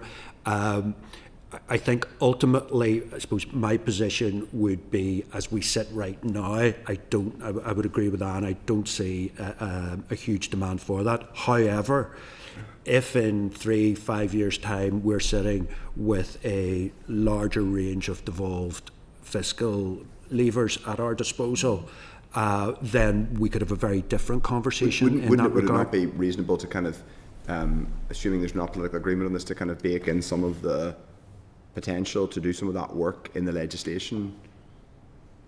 So I suppose my question is, if we accept, I sort of do accept that others might not, that our policy debate is suboptimal at the minute. So we talk a lot, and you talked about, Anne, about simply how we divide up the pie. So I just haven't really heard a good argument for why not try and change that conversation a little bit by trying to, through legislation, insist or mandate that there's a little bit that this respected statutory authority has to talk a little bit about the economic impact of policies. Because I understand that these are the limitations that we have at the minute. This is how the block grant works, and this is how the Fiscal Council is funded. but tell me if I'm being completely mad, I still don't see a bad argument for giving them the power to do even appending a bit of economic analysis. By the way, this budget or this measure is, for example, not very good for productivity, and Northern Ireland has very low productivity, and that's part of the reason why we have lower levels of income per head and worse outcomes all the way up to worse public health outcomes. I'm just intrigued as to why we wouldn't bake some of that. So I think in principle, yes, that sounds like a good idea and something that I would be supportive of, and anything that adds to the debate to help grow the economy. I think in response to your specific point, if that power was to be put into the legislation, then does it become an expectation that they have to do it from year one, rather than something that they would build up over a period of time? But yeah, I mean, certainly I have no opposition in principle to an economic assessment layer being included within the overall remit. It's just how that feeds into legislation and the impact that would then have. Yeah, I hear you. I'm not trying to create more work for you and your colleagues, but anyway, okay, I'm going to move on to other people now. Deputy Chair, first of all. Thank you, Chair, and thank you both for being here again. Really, really appreciate it. Gareth, you had said on the bill that it gives a clear legal status, no ambiguity, with a clearly defined role. But I'm just concerned, and we've touched on sort of both of these points, I just want to draw them out a bit, is the perception of independence is what I'm concerned about, in particular around the budget piece, and it had came through in other evidence before about how our Department of Finance is, it has the Treasury function and it has the departmental function, but it's all going back to that, and we've got in previous evidence where the essential work is done and something happens, the Fiscal Council effectively, if they want to do extra work, they have to go to ask the department to fund them to do it, and if they were to say no, there could potentially be a perception that the department was shutting down scrutiny of that particular piece of work. So I would have a wee bit of concern around that, and I don't really know if there's anything that we can build into the bill around that. It's just how it operates and functionality. Do you see anything that the bill could add to this? So again, I mean, I think I would go back. So there's the funding piece and there's the remit piece. The remit cannot be extended. My reading of the legislation is the remit cannot be increased or reduced without coming back to the Assembly for approval. So that, in some respects, protects what it's doing at the moment. If there is additional work that would be required over a budget assessment report and a fiscal sustainability report that, for whatever reason, the Finance Minister doesn't see fit to approve, is there an avenue, for example, that they could come to this committee, or it would probably be this committee, I imagine, in the first instance? That would be a useful, I don't want to call it an escalation mechanism, but effectively, if there is a disagreement, it gives the chair of the Fiscal Council somewhere to go. But I do think, to go back to what I was suggesting before, if the Fiscal Council chair puts forward his or her funding request, and that's not met by a significant margin, if there's a material difference between that request and the funding award from the Department of Finance, this committee needs to understand the reason why, to explore that further. I think that's a good point, and whenever the departmental bids go through and the allocations are made, we would have sight of that as well, so it would be in keeping with that. And it's just for us to consider whether there's something that needs to be drafted into the bill to make sure that transparency flows through, or we put the trust in the process. The other piece, again, on the perception of independence, and it has been touched on, is like there's a lot of sections through on the membership and staff, but it's more about department appointing them and all the reasons why you can't be a member, like be a councillor in assembly and things like that. And I would just be keen to draw that out, because obviously at the minute, you know, we have Sir Robert in there, we're very clear, you know, his experience, we're very happy with the way the work's going. But imagine we had a significant change in personnel, everybody's very new, we don't have the experience on the ground coming through. It's been appointed by the department. There doesn't really appear to me in this legislation that there is anything really given provision for an appraisal mechanism of how it's going. As I say, it sort of seems to go through, this is how everybody's getting paid. You can be you can't be on it if you're a, you know, elected representative. You can be automatically terminated if you're an elected representative, or it basically says you fail to comply with the terms of appointment, or unable, unfit or unwilling to perform the functions of the office. There's not really anything I can see coming through in terms of just a mechanism for some form of appraisal as to how it's going. Do you think there's anything? How the council's Yeah. there is a clause that does look at an evaluation, a performance, an external performance evaluation every 4 years. No, I've got some issues around the independence of that, but there is that process. My concern with that is that the council themselves develop the terms of reference and they appoint the evaluator, which doesn't sound very independent to me. And I do think that there is a potential role again for this committee to have sight of the terms of reference and the who the individual that's going to be conduct the review. So I do think that there's a potential role for the committee in that regard. In terms of the personnel, I'm not talking about council members, I'm talking about the staff. I do think actually creating a separate, statutory body helps with the independence, because at the moment everyone's just seconded from the Department of Finance, so that they ultimately work for the Department of Finance, albeit seconded into the Fiscal Council. I think as it becomes its own statutory body, you then work for the Fiscal Council, you don't work for the Department of Finance. So I think this move helps with the independence of staff that doesn't exist at the minute. I think the point there about I think this ties back to what I said about disagreements and disputes. I'm not sure if there's any provision in here for what happens when there is a disagreement between the Fiscal Council and the department, and so perhaps that's something that does need to be added. It's not been an issue so far, but we don't know about the future. I suppose very briefly, so there is, and this was in the response that the Department of Finance produced to my response, and they made reference to the memoranda of understanding between the departments and the NIO and the council in terms of data access, but there would also be a partnership agreement between the council and the Department of Finance, and I think that those types of escalation, what do we do if that would form part of a partnership agreement or a memorandum of understanding. And I think so that would be the place for that, rather than the Fiscal Council bill. So I suppose from a business of a committee perspective, it's for you guys to have sight of that whenever that's produced, whenever to see drafts of those.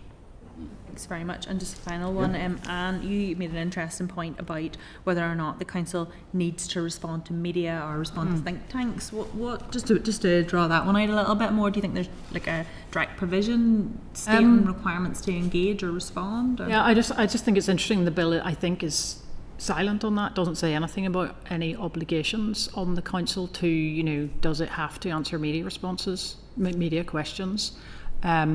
And it might be helpful to be a bit more clear about that. Does it have to answer questions from members of the public? I actually don't know. Does it get questions from members of the public? It certainly gets questions from me, and they always answer them. But I don't think it's necessarily obliged to do that. Yeah. No, just thought it was an interesting point. But thank you very much. Thank you, Chair. Okay, Brian is next. Brian Kingston. Thank you, Chair, and thank you for your attendance and your paper and your comments. We note your issues around timelines and core rate levels and so on that you point out. You've said you have an overall positive view of the bill. Two questions. First of all, about the appointment process, it's came up a few times. The bill just says that the members are appointed by the department or probably the minister, therefore. So it's not clear to me whether there are underlying sort of protocols, policies about public appointments that will apply, or is it purely at the discretion? Maybe you're not the right people to ask that question. Doesn't it say that it's subject to public appointment rules, I think? Yeah, well, I don't see that line in it. And Is it right? it Okay. is something I might be wrong about that. we'll have to ask relevant people about. Even 'cause I think the Scottish ones, they told us it was publicly advertised, Right. and I think it also doesn't say about what qualifications or experience or expertise would be needed, and it would seem that would be an obvious thing to include. This is a serious job and requiring really strong expertise in this area. So I would have thought that should be spelled out a little bit more. Sorry, I see a role for the committee here from an appointment perspective in terms of having to go to the point that I made around oversight of the selection criteria, the recruitment process. I mean, ultimately, what we want is to ensure that the appointments are meritocratic, that the best people for the individual posts are the ones that are selected. And so having, as I said, having that oversight of and to be consulted on the process, the recruitment process, I think would be important. I know again the Department of Finance in the paper they produced did indicate that a commissioner for public appointments would sit on the panel, the recruitment panel for the competition. So it deals with some of the issues that were raised. Yeah, I think it's an issue. Well, I and others will want to raise with the minister next week. As to more detail on that process. The other question is around just the relationship between the Fiscal Council and the department, ensuring it is of genuine use, and in terms of independent scrutiny, public confidence, but not too cosy, but likewise not to become a tool for opposition parties or critics in case they should ever consider seeking to bend it that way. So. But in clause 3 of the bill, it does say, for the purpose of performing its duties, the council may prepare such other reports as the council considers appropriate. So that does seem to give it some discretion that it could decide for itself. There's something causing us concern that we want to look into. So I think that does, as I say, provide some scope for it to flex, its independence, and just in terms of how it would sit alongside bodies like the Audit Office, Public Accounts Committee, even bodies like yourselves, where you at times might pick up on things that need some attention, and in a way that you're challenging. What the department is saying. So, do you have a view on that, on the ability of the council to, show its independence? I would see that as the ability to choose its topics as an important aspect of its independence. It will have these statutory roles to do the budget reports and the sustainability reports and so on. But I think giving it the freedom to do other things is important, to demonstrate its independence.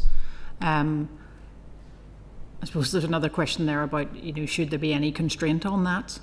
I don't know on that. So yeah, I think another thing which has been, I think, quite powerful in the years so far has been just the messaging Sir Robert has put out about how he has been left to make his assessments without any challenge or pressure from the department, and I think the chair actually saying that explicitly is very important. And it might be at times, the department wants it to do some what if analysis, but in an informed way, I know, I suppose your organisations might do that at times. Yeah. Yeah, I mean, I think that the role of the Fiscal Council is to critique, but it's not just a critique. It's not critique for the sake of critiquing. It's to critique for the sake of helping to inform decision making. And so, therefore, there needs to be a good working relationship between the two, between the council and, I suppose, primarily the Department of Finance, but all the departments. And so I would see it, from that perspective. But in terms of independence, as Anne says, yes, it's worked well because the people have allowed it to work well. But we could be in a situation where one or more people could decide that for whatever reason they don't want it to work well. In that instance, the process then has to be robust. And I think as long as the chair has an avenue, a flexibility, somewhere to go if his or her independence is being challenged, then I think that helps, and that's potentially a role for this committee. Okay. Okay, and I should say, of course, in defence of the official opposition, of which I should declare an interest, that much like the Fiscal Council, I think is an innovation which has helped improve accountability. Much like the Fiscal Council, is also short-staffed, underfunded, and does its best to influence the debate up against it. But anyway, I don't say that as chair of the Finance Committee. I'm going to bring in Owen Tennyson. Thank you. Dr. Aiken, apologies. My apologies, I'm reading. I'll bring Owen in first. Yeah, go ahead, sir. It's collaboration on the Finance Committee, what we want to see. I will be brief, Chair. So thank you, Anne and Gareth, for your evidence so far. And it's just coming back to that point around the flexibility that the Fiscal Council would have around thematic reports. And I guess my question really is, are there any themes that you think it would be of value for the Council to explore that maybe they haven't to date, or which they could revisit in the future? Well, I think it's important, first of all, obviously, that the chair has the flexibility to investigate or review whatever areas he or she thinks they should. I suppose in very simple terms, when we look at the money the executive spends, half of it goes on health and half of the rest goes on education, or primary and post-primary education. So I would expect that 3/4 of the thematic reports would be in those be in those two departmental areas, and I think also there is probably some thematic areas around reform of public services and how that could be delivered in a more efficient way, given obviously the ongoing funding constraints that departments are facing, and from what we can see will continue to face several years in the future. Yeah, I think I would agree with that. I think they've made good choices so far in doing their first sustainability report was health, wasn't it? And that's something I know that was really valued, and people are still referring to that. And then their most recent one on wastewater infrastructure, the issues they're choosing are the pertinent ones, I think. Maybe there's something here about to go back to the comment about economic growth for them, as the underpinning of incomes and well-being across society. Maybe there's something in that for them.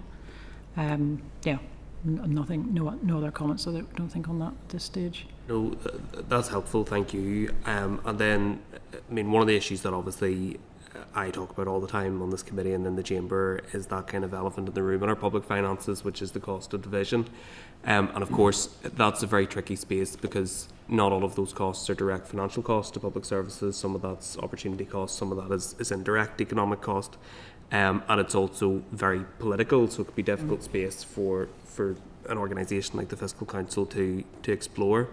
But I'm just wondering, whilst I completely agree that there has to be flexibility and we can't be prescriptive in terms of what we want the Fiscal Council to look at, but do you think there would be value in the Fiscal Council in some way reflecting on the cost of division? For example, if they were to do a thematic report looking at a specific part of the public sector, reflecting on whether there are costs of duplication of service in that sector, conscious that we haven't had a significant study of the cost of division since I think Ulster University did one in 2016, and before that it was Deloitte had undertaken a study.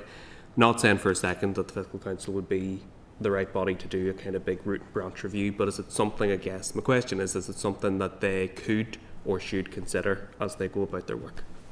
I mean, their role is to think about the sustainability of the public finances. So I suppose you could say, the cost of division are one aspect of that, if you were looking at education, for example.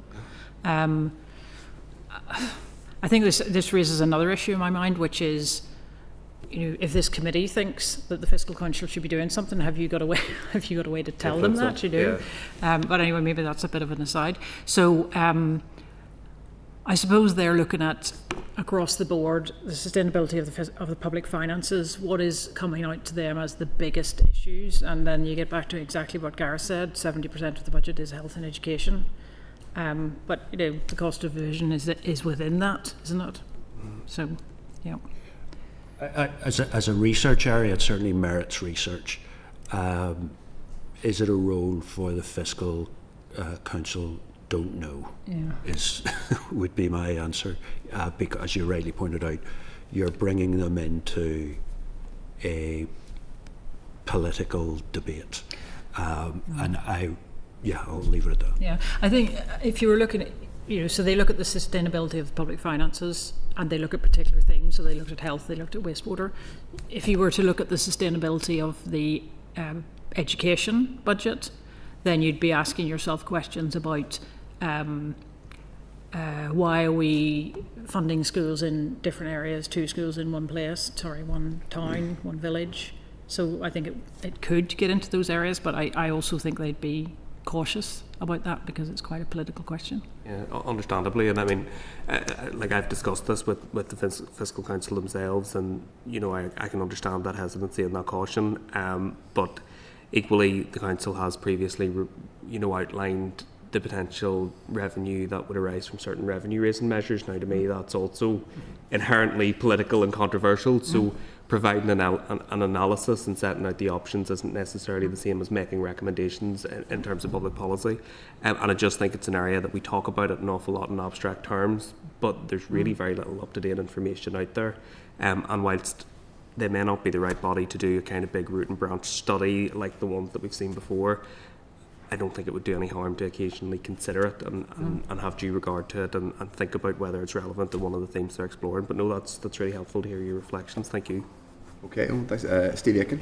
Yeah, thanks very much indeed. Just 2 points, and I think some of them have already been covered, but one of the reasons why I think the Fiscal Council is working at the moment is the strong relationship between Sir Robert and obviously the head of Neil, as head Perm Secretary. So there is that good relationship and working piece, but the legislation quite rightly doesn't stipulate how we can maintain that sort of degree of relationship and interdependence between the two. So just like your views about how we might like to shape the legislation to make sure that we have that, there is an implied as well as an implicit need to get on to try and achieve that as well. And the other one's probably a bit techie, but I've just spent sort of 5 days in Kuala Lumpur on an AI conference, so the one thing that really struck us was the whole issue of data adequacy. And we've heard from Sir Robert before, and we've also heard from other officials, the data adequacy in Northern Ireland is not great. So how do we achieve the degree of data adequacy that means we can start getting meaningful responses from across the board? So it's just 2 questions, just chuck them out there. So do you mean, Steve, data adequacy as in like GDPR adequacy, or adequacy as in the quality of the data? Quality of the data. Yeah, I think I might leave the data one for Gareth. Sorry. I think I already know Gareth's view on that. Yeah, But you can say it just for the record. Yeah, on the first one, on the relationship, I think that's very hard, because how do you legislate for that? It works. That's the thing, Anne. Yeah, it does work. I mean, the key things here are the appointments, the money, and the disputes and problems, and access to data. Those are the key things in their relationship, aren't they? And those are all, it seems to me, those are all completely necessary to make the Fiscal Council work properly. And if the department started not cooperating on any of those fronts, there'd be a lot of problems. But I don't think the bill says anything about the department having to cooperate, does it? No, not. And maybe that's something to consider. Maybe it needs to say that the department should cooperate and support the activities of the Fiscal Council and while recognising its independence. Yeah. The It's explicit. The Yeah. legislation, though, does require DOF and other departments to provide information. Yes. So they do have total access to information in a timely manner. There's two elements. I think it was the response I'd given before around people and process. So it's worked at the minute because the people get on. But putting it onto a statutory footing puts in place a process where if the two individuals or the group of individuals don't, for whatever reason, get on, the process allows it to work. And so I think that's one of the big benefits of putting it on a statutory footing.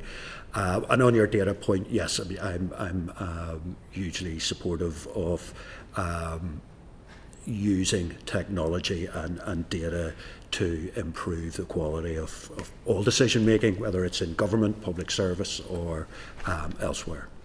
Okay, thanks. Okay, finished. Okay, members, no one else has indicated they wish to ask a question, so I think at this stage we'll thank Anne and Gareth for giving us such useful evidence, and we look forward to hearing from you further, no doubt, on other issues, as we do often, but thank you very much. Thank you, members, and thanks Anne and Gareth for that. Thank you. Thank you. Appreciate your time. So, members, now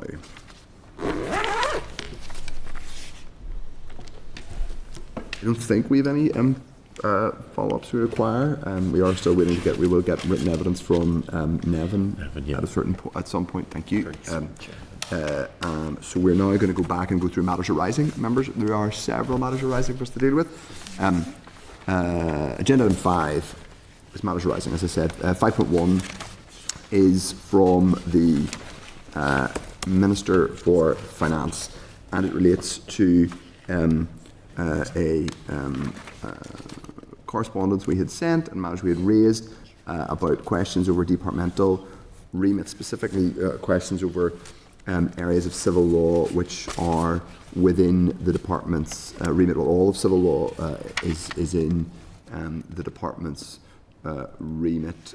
We had asked the Finance Minister to give us his view on that. He has broadly said he has no discussion. He's had no discussion with the Justice Minister and doesn't appear to have any particular issue with the civil law functions in his department. I will just say, and it's not necessary, this is a point I'm going to make, I guess, individually. The Minister says in his response to us that all departments have civil law functions. I mean, that is true in a literal sense, in that the Health Department has responsibility for liability around negligence and things like that. We'll touch on the responsibilities of the Department of Health. The Infrastructure Department will have multiple areas where its policy making touches on civil law. It's obvious, in terms of when it has to acquire land or whatever. Education obviously also has to deal with. Every single government department and entity will have to deal with the civil law in some form and will have policy that touches upon it. However, civil law writ large, including regulation of the legal profession, sits within the Department of Finance. I personally think that is extremely anomalous. The Minister clearly doesn't think that's fine.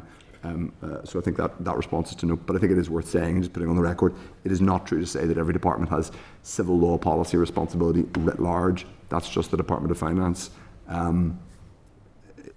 Which does things which are clearly out with its core functions, like marriage law, defamation, and registrar. Anyway, the Minister has given his view. I personally think it's anomalous, but that's to note unless anybody else wishes to raise a point. I realise it's been one of largely of interest to me. 5.2 and 5.9 relates to responses that we've got from that arose from our meeting on the 15th of November. We're going to do 5 of them, and 5 of those items. Sorry, there were 6 queries that arose the 12th of November. 5 of them are going to follow, and 1 will be considered under the AFP, the Administrative and Financial Provisions Bill, deliberations later on this afternoon. So 5.3 is a readout response relating to replacement of the agency worker contract. It's at page 190. We previously requested a breakdown of the identified cost for administrative roles, excluding those covered by DFC, which is obviously a very particular one, because it's contract work basically done from DWP. This has been provided, and the department also indicate that this is a projected figure based on previous agency staffing levels by grade and is not a guaranteed spend. So members, if we're content to note this, we will be using this information whenever we come to do our inquiry into the civil service. But you'll see there the breakdown by grade of the value, and as I say, the biggest bulk relates to the AO, the administrative officer grade, and we are now actually coming on in the next item to talk about another matter relating to administrative officers, which is at page 191, and that is the information that we asked for in relation to the contract of the pilot for Talent Dog. Yeah. It's that. No, it's not. Okay, good. Yeah, no, don't worry. I'm glad I didn't read that out. The value of the Talent Dog contract, which is £49,000, and it relates to the Talent Dog process. They actually say, which is helpful, and we could have just said it earlier on, it would have been a bit more useful, which is that AI, pardon me, is not being used by Talent Dog, so it's not an AI-driven platform. So that's helpful. They also say that that the solution is fully GDPR compliant and obviously meets the highest levels of data security. So I think it was helpful for us to find that information out. Unless anybody wishes to come back to us, we will get more information on the outcome of the pilot and the recruitment in due course. But I think it was helpful. It might seem a small thing, but I think it was important for us to establish that. From what I gather, the Northwest pilot is in full flow, and we are getting anecdotal responses. It may be a case, Chair, of having to think about talking to the unions and so on in terms of responses they're getting from members. Sure. Okay.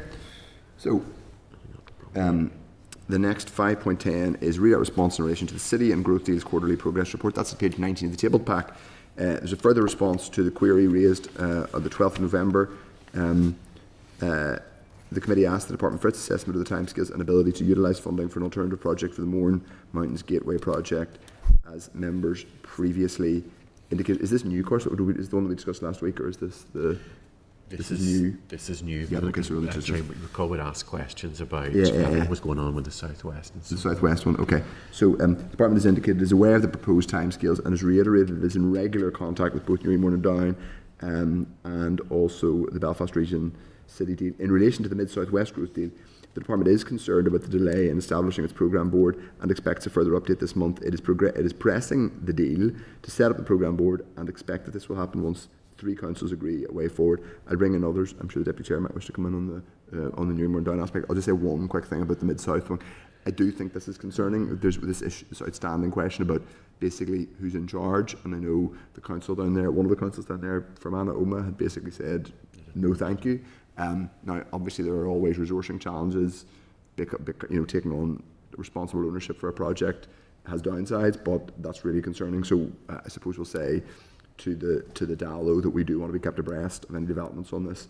Does anybody else wish to come in on the other item? Obviously, we'll keep an eye, and I think, given that we kept an eye whenever funding was frozen for the city deals, we want to keep an eye on it generally because it's really important, and I think us keeping a close scrutiny eye will be useful in terms of ongoing things like, for example, the question about the gondola that is not going to happen, or that whatever project will replace it, we hope, and also the concern around Mid-South-West.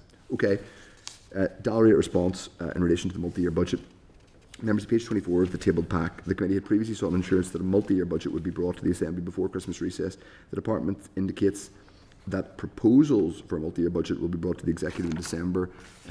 Subject to that agreement, the Minister intends to launch a 12-week consultation in December, and that responses to this consultation will help shape Executive considerations in agreeing a final budget. Now, that is consistent with what, in fairness, the Minister said in the Assembly on Monday, which is that his intention was that he would share a draft multi-year budget with the executive before the end of the year.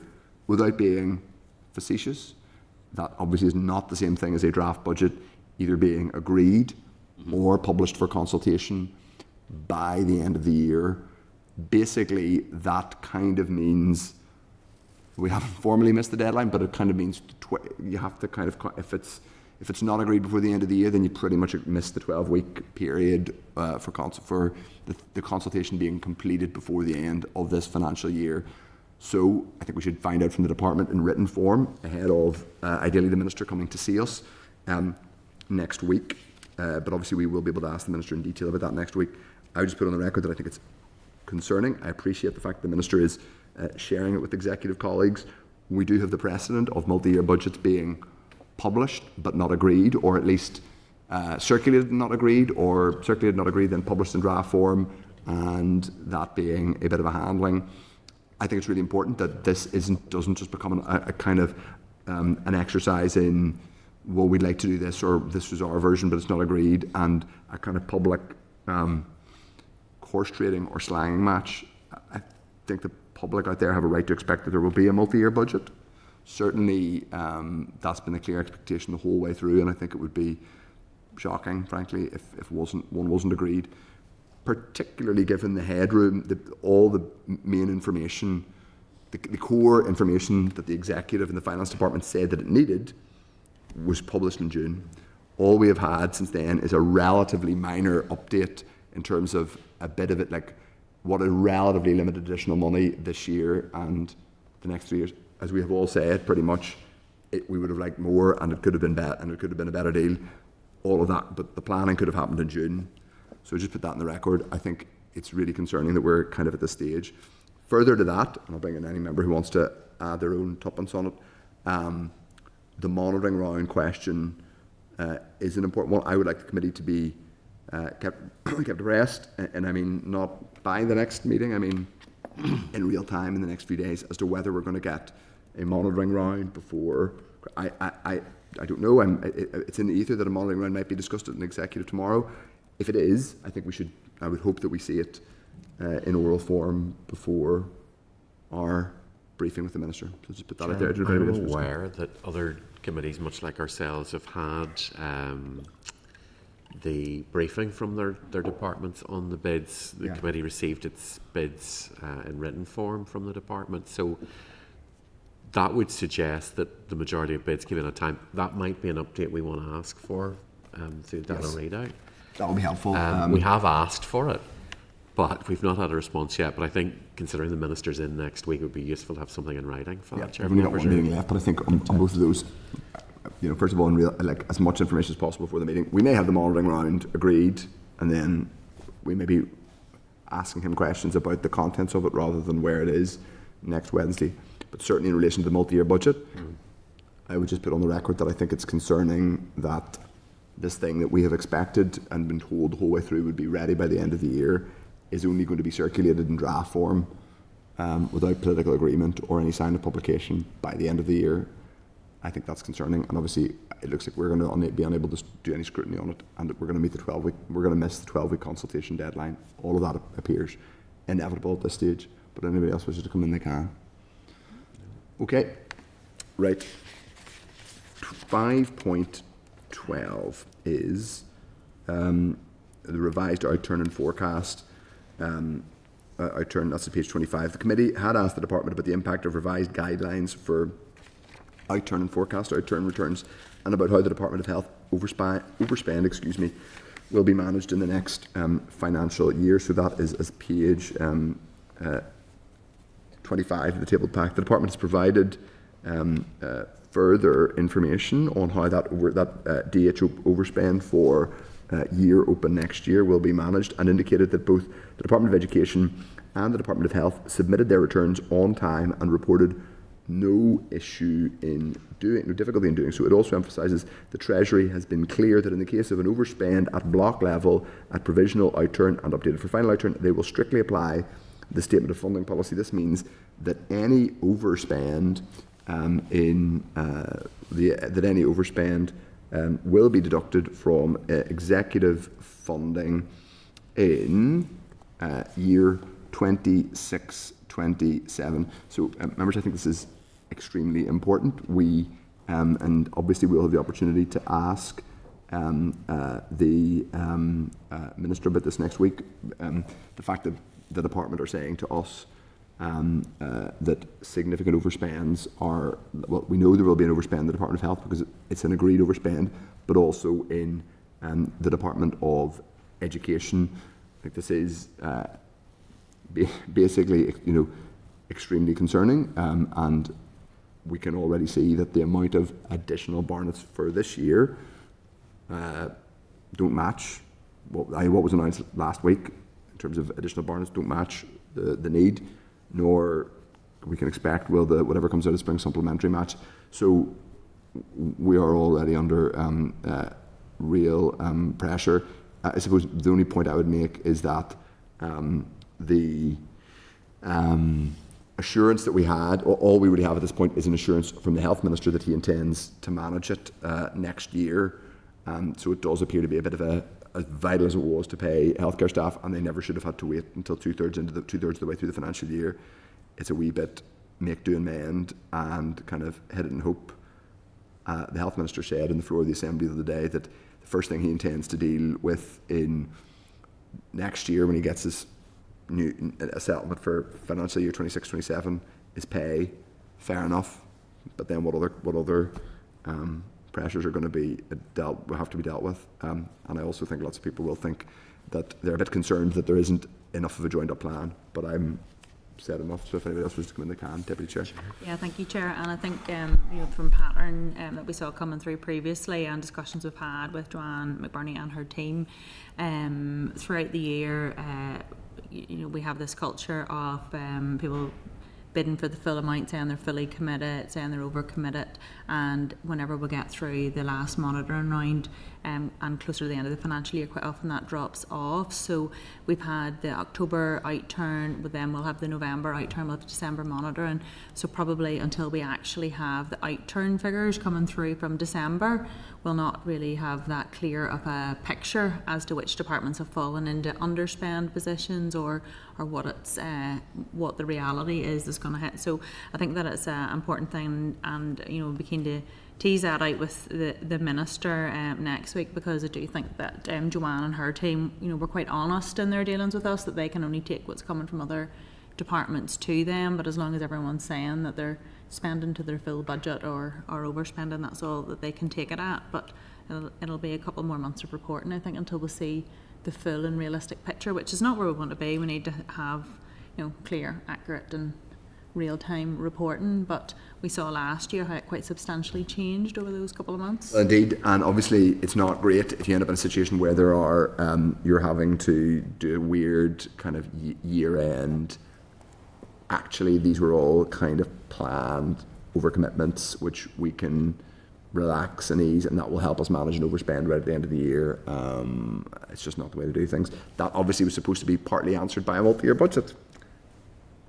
Not in total, but obviously that's part of the purposes of a multi-year budget that would enable departments not to get into these situations in the first place. And if we're not going to have a multi-year budget, which is the thing that we've been promised so much and told that it will help to answer so many of these ongoing, persistent challenges in our budget making, then I think people will ask real questions. It's the kind of thing that we should be on top of, and I'm sure we'll be asking the Minister about it next week. Right, if nobody else wants to come in, we'll move on. So, yes, but I do need to copy this information to the Health and Education Committee, given they are both, their departments are mentioned. Happy enough with that? Mm-hmm. Right. December monitoring is at 25-26. That is the Department of Finance position, not the overall monitoring round position, but their monitoring round position. So, i.e. the departmental one.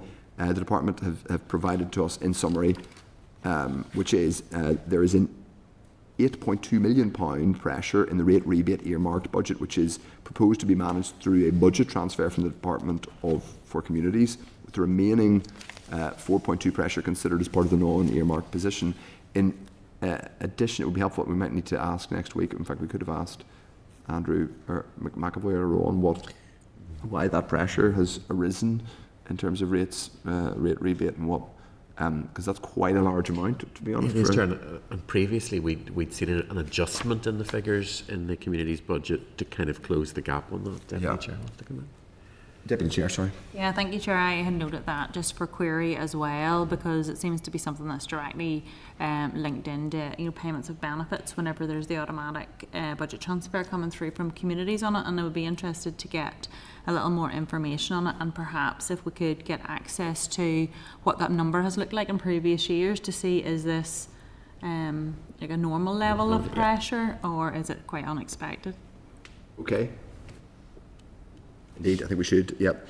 So in addition to that, easements totalling 5.1 million have been identified in the department's other earmarked pressures, and therefore they cannot be used elsewhere in the department. There, it is recommended they are surrendered to the centre. This includes a £4.6 million easement related to the Integrate project. Non-ring-fenced easements total 8.7 million, and emerging pressures total 5.8 million, mainly from increased rate rebate caseloads and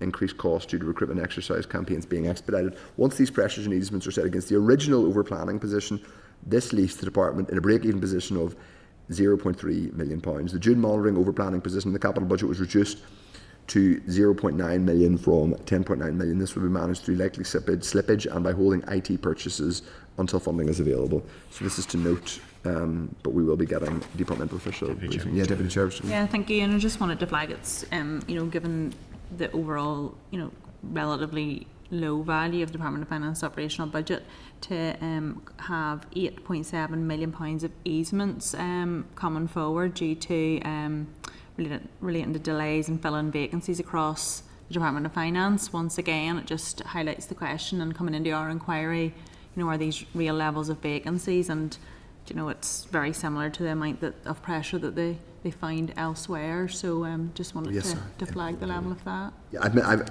indeed, and I've just misread my, Clarita has helpfully pointed out to me, we should probably schedule an oral briefing with departmental officials on some of this stuff following on from December monitoring. Members are content.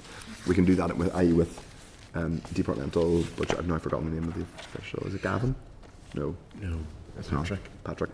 It Chair, was Gavin. we'll be able to clear a certain amount, hopefully, get a certain amount of clarity from John McBurney next week, and then that'll allow us to see what we're still left with to plan in an oral session early on in the new year. Great. 5.7 is reform of building regulations. At page 207 of the meeting pack, there's a response from the department to Communities Committee regarding uplifts in building regs. The department has confirmed that officials are currently working towards implementing these within this mandate if possible. We've been copied into this response as usual. We can keep an eye on that. As to note, unless anyone wishes to come in. Cash Access UK inquiry into Northern Ireland banking and financial services landscape. Members, Cash Access UK has written to the committee, page 211 of the meeting pack, has written to the committee regarding responding to concerns and recommendations within the committee inquiries report. Updates are provided in relation to the presence of a customer liaison officer in Newcastle, which is also available in Kilkeel and Warrenpoint. It's one constituency is really well represented with these cash services. Cash Access also rated that Link are responsible for independently assessing new banking services or improvements. So members, just to note, unless anyone wishes to comment, one quick point from me. I was approached at a meeting with someone from the FCA who's also had other meetings, the Financial Conduct Authority, and just it was in a kind of party capacity, but I related it to them that we would want to keep in touch with them in terms of our recommendations from our committee report. They seemed open to that. We touched on some of the issues, including cash access, ATM availability, small business finance, cross-border finance, those types of things. The recommendations that came up in the report, they are, I would say in fairness to them, working on that. They're doing in addition, which we already knew, doing a review of access to cash, and also they're doing work on mortgages. So Deputy Chair. Yeah, thank you. And just if we could raise at this point, as chair of the all-party group on domestic and sexual violence, we had an event was it yesterday, where we had a number of academics and legal representatives on us about legal remedies and access to them across Northern Ireland, Republic of Ireland, and in particular just in and around the border, and very particular issues there where people are experiencing domestic violence, just in issues where the border can be used as a weapon, and banking came up in terms of that within that piece. So I just would be keen to just flag that. It's not something that we necessarily touched into in our inquiry, but it was coming through on that, and it's something that the Justice Committee I think we're going to be picking up on in terms of the legal piece. But one of the things we're weaponising the border around things like non-molestation orders, not transferable, but the access to bank accounts and the challenges that faces. So it just flag that, good. Yeah, I think we should definitely flag that. And so I was just flagging that I had that useful meeting, and I had said, retrospectively begging the committee's indulgence that we would want to keep in touch with them on including in our findings. There was also, they had attended a round table with the Minister this morning, which I think is a good thing. So that he's having those, given one of our recommendations was that the Minister continue to be engaged in policy interventions around financial services and access to cash and all those things in our report. So if members are content, could we ask the Department for an update on that round table, because I understand other interested parties were there. Okay. 5.13, we have begins a series of Dallo extracts, which they're at page 27 summarised, but I'll go through them now. So the first one is 5.14. That is a consultation on user needs. The consultation on user needs for the census 2031. That's at page 29 of the tabled pack. Committee previously asked the Department why there was no reference to veterans and service leaders in the consultation. The Department has provided a copy of the consultation document, referring members to page 35 of the consultation, which can be found at page 64 of the tabled pack, and includes armed forces veterans as a topic. The committee is also informed that NERI is currently working on the creation of armed forces veterans outputs from the 2021 census by linking relevant data to the census. Outputs are expected in spring 26. Any member wishes to come in on that? No? Okay. A Dallo extract from October 8th. We now have a couple of responses, or we have a response from the 8th of October, which is some time ago now, and that's at page 127 of the tabled pack. So at the meeting on the 8th of October, we had asked the Department for further detail in relation to the meeting that the Communities Minister had with the Finance Minister on, the 29th of September, specifically in relation to, which took place in relation to discussions around funding of Casement Park and the additional financial transactions capital. The Department has provided this readout with bullet points of the three main issues discussed at the meeting. The Department also indicate that the Department also indicate that an equity investment would see the executive, via the responsible department, hold a percentage of ownership in a company likely to be a special purpose vehicle represented by shares of stock. So that's how that FTC, were it ever to be deployed, would be held. In terms of accounting treatment around such an FTC equity stake, this would need to be in compliance with international financial reporting standards and the Government Financial Reporting Manual, as well as the requirements of HM Treasury Consolidated Budget Guidance. So that's to note, members. I would simply say we didn't, but perhaps understandably, really get any specificity on the actual discussion around the funding of, Casement Park. So I'm just noting that. But we did ask the question. They've chosen not to answer it. Perhaps that's understandable. But in any case, we move on. Now, members, we have done... Sorry, yes, Deputy Chair. Yeah, thank you, Chair. Just on the readout, it was also noted that it was discussed extending the bereavement services and the Tell Us Once service, and coming through on legislation that was passed this week on the death stillbirth and baby loss certificates, and the impact,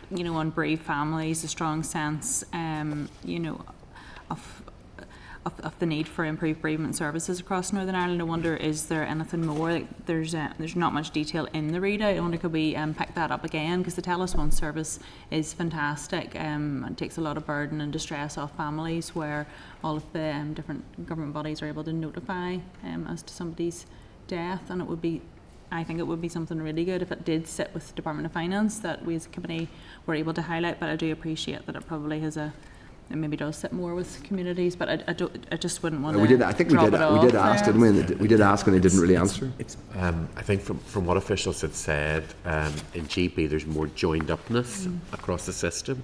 Our systems are slightly more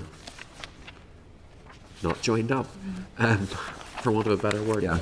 So it will require more work, and communities has a big role there. But I think that the officials are working on it. But as you say, Deputy Chair, we just wouldn't want to lose the issue, detail. you know. Yeah. Thank you. So great. Okay. Yes, I'm going to mention at the end of Matters Arising are the final stage yesterday of the registration of death, stillbirths and baby loss certificates bill, which we obviously all had a very significant role in scrutinising. I think it's fair to say we helped ensure as a committee on a cross-party basis that provision for baby loss certificates were included in that bill. The Minister, two successive ministers responded to that, and their officials worked with us, and we pressed them sometimes robustly around delivering the bill, and we and I think us being doing our work and being proactive on that, including, I should say, the clerk and the team who worked hard to ensure that we our voice was heard and we had the options, and also that we got evidence from interested parties, including Forget Me Not, and also the funeral directors who had a particular interest in rolling over the COVID era legislation. So I just wanted to acknowledge that. Hopefully it'll receive royal assent very soon. It'll be helpful to be told when it receives royal assent, and not the politicians are shy about patting themselves in the back, but I think we should be generally pleased about the fact that we've been able to contribute positively and as a committee constructively on this. I think it's a really important piece of legislation. There'll be lots of things that we don't always agree on, things that are in a sense more complex. There was a degree of complexity in this one, but I just think it's wanted to acknowledge that, and particularly say to all those who gave us evidence, who've experienced baby loss and all that trauma and difficulty, that we really appreciate them coming and putting their experiences on the record, and we hope this is meaningful for them, but also for people who experience this in their lives going forward. So thank you. I don't know if any others are more than welcome to come in as well. Okay, we put that on the record, and I'm very pleased to say that bill is now passed, and we look forward to it getting royal assent very quickly. Okay, now members, we are going to go to item, the next agenda is, yes, we're going to go to closed session to briefly discuss, hopefully briefly, some of our the Civil Service Reform Inquiry and some of our topics. I'll rattle through. Yeah. Okay, members, so we are back, I think, now in open session. Yeah, we are. Just to summarise, we have agreed to just ever so slightly reframe some of the context in our terms of reference, not radically, but just a slight change in description. The team will reframe that and bring it back to us for hopefully next week. Okay, agenda item 13 is the Administered Financial Provisions Bill Committee deliberations. That's at page 131 of the table pack. Members will find correspondence from the Infrastructure Committee regarding clause 17 of the bill, and if you those of you with good memories will remember that clause 17 relates to the fare, smart passes, and the charging of fares. So just bringing up the relevant page. So members, they have come back to us. The committee considered the matter. I'm just reading out. It says the committee has indicated that it has a preference, as the Infrastructure Committee, that it has a preference for delegated legislation under clause 17 to come before the Assembly via affirmative procedure, as opposed to what is currently on the face of the bill, which is via negative resolution. So thank you to the Infrastructure Committee for, I think that we did it to prompt them a little, did we? Just slightly, but that's good, that's our job, that they gave us a more definitive view on that, and I think that probably shares the view some of us have here, that it should be via affirmative. Deputy Chair. Yeah, thank you, Chair. So just to clarify, what would be the next steps if that were to change? Does the Infrastructure Committee propose that, or do we file it, or what, feed it back to the Minister? The Infrastructure Committee has indicated, so how this works is they've done their scrutiny, they feed back to us. So their feedback recommendation effectively to this committee is that they believe it should be draft affirmative delegated legislation. So the committee will discuss that, and then if the committee wants to move on that, that could be either potentially a committee amendment, or what usually is normal and happens is we go back to the department and say, look, the committee believes this is the way that this should go. The department will have to discuss that with infrastructure. Usefully, and I'm looking at Greta for confirmation here, we have infrastructure officials on the 28th, so we can actually directly talk to them about that at that point, and hopefully that will all resolve itself in a wonderfully easy way. But it may not. But it's now this committee's job. We've taken that back from the Infrastructure Committee to move on with it. Problem, but we did ask them. Okay, so members, of page 133 of the table pack, the Department of Finance has provided a formal response to the scrutiny points raised in a raised paper, which focused on clause 18 of the bill. Clause 18 of the bill relates to the increase in limit on the consolidated fund from 2% to 4%. Part of the response also includes the quote supply estimates in Northern Ireland Guidance Manual. Members are directed to Chapter 4. The Department has also provided a table which sets out the context and specific detail for each advance for the fund, with an indication of whether or not devolution was fully functioning at the time the advance was granted. So members, we're going to have a discussion on this now and just see people's view on it. Does anybody wish to come in and discuss this? Having looked at it, I think it's a relatively, I think there's a bit more detail that's useful. I'm trying to bring up all the response. So the department,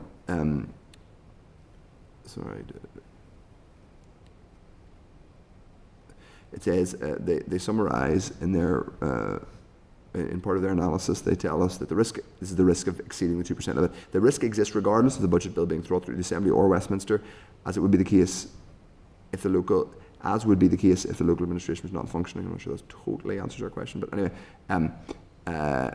so anyway, it's there for members to consider. I don't know if anybody has a particular response to the 2 versus 4%. We can consider it for further discussion.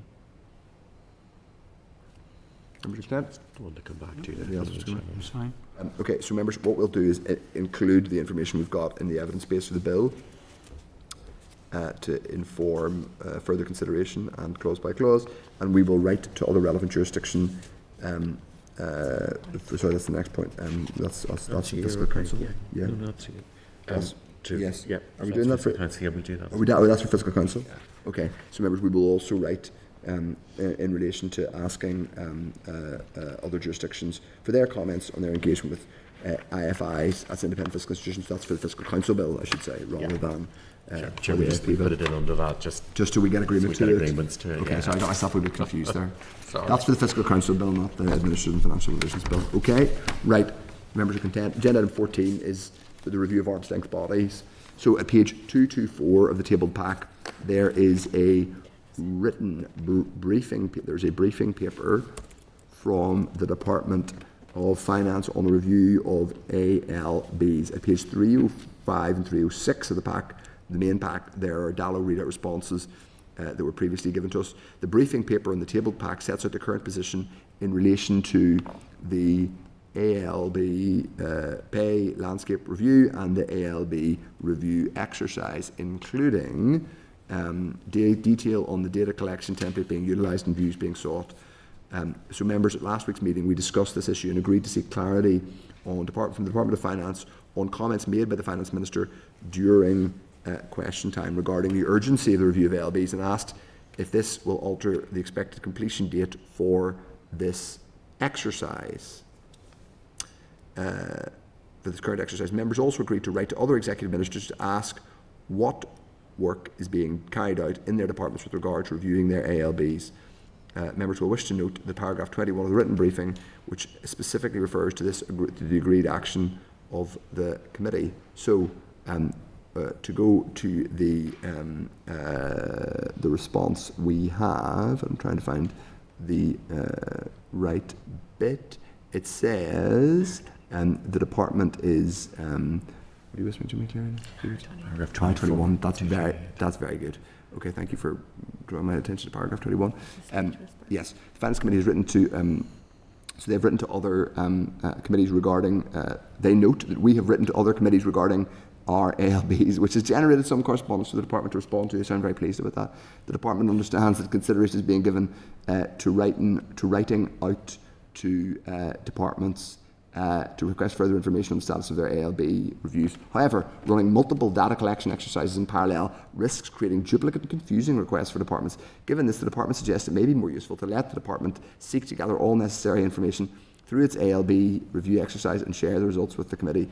After reviewing this information, the committee could consider seeking any further information they require. So in terms of their next steps, they suggest to us they're going to continue to progress the ALB exercise and update the committee as required. Now, members, I'm not entirely clear that they are quite as urgent about this review as the Finance Minister indicated. They have kind of told us to go away and don't write to other departments. I would just say gently, it's kind of our job we can write to whoever we like. We're the Finance Committee, and it's not really there for them to tell us. It's also too late, those letters have gone. And we've also sent the letters out anyway, so hard luck, lads. Because the committee agreed to, and therefore it was not a consideration, and the committee agreed, therefore the committee did not agree. The committee would have had to have decided to have that as a standalone item, and the letters have already issued. So I think the upshot is we've already gone out and asked for this information. I don't think we're being vexatious. I think we're doing our jobs. We wouldn't have got this response had we not raised this issue with ALB and ALB's new reviews in the first place. So we shouldn't just take department's word for it. I appreciate they are doing this review and this information gathering exercise, and they are going to come back to us early in the new year. All that's grand, but it doesn't obviate our right to go and ask for information ourselves. You should just say, as with other committees, we are entitled to decide what our work programme is. We're entitled to correspond with anybody we like to do our jobs. We aren't just a product of the Department of Finance. Primarily our job is to scrutinise their work, but we're not obliged to correspond with who they tell us to in the nicest possible way. Deputy Chair. Yeah, thank you, Chair, and I would agree with you on that, where this is a formalised ALB review and it was done at a lower level. We asked a few more questions and it seemed to regenerate this work commencing again and more things coming forward. Our reason for writing out on it was because we didn't see anything coming off it, and we thought it was quite important given the high level of ALBs and potential for efficiencies. And if anything, I'm actually really concerned that they've referred to it as running multiple data collection exercises, because surely every department should know exactly what ALBs they have, exactly their pay structure, and it should just be a case of distributing the same information to multiple post boxes here. So that actually concerns me that perhaps they're not on top of the detail here, which just highlights again, and it links again to aspects of our inquiry as we look across how different things are managed across different departments. Yeah, we're not exactly asking them to go away and tell us to go find out the shoe sizes of everyone in the department. We're just asking them for information which should be fairly easily accessible, you would think. Anyway, Chair, it might just be useful to remind members the other prompt in the letter to the other executive ministers was beyond what's already being done, and it was to ask them about sharing of backroom functions, which would appear to be a useful cost-saving exercise. So that's in the letters as well. Okay, grand. So if members are content, we will note the correspondence from the Finance Department.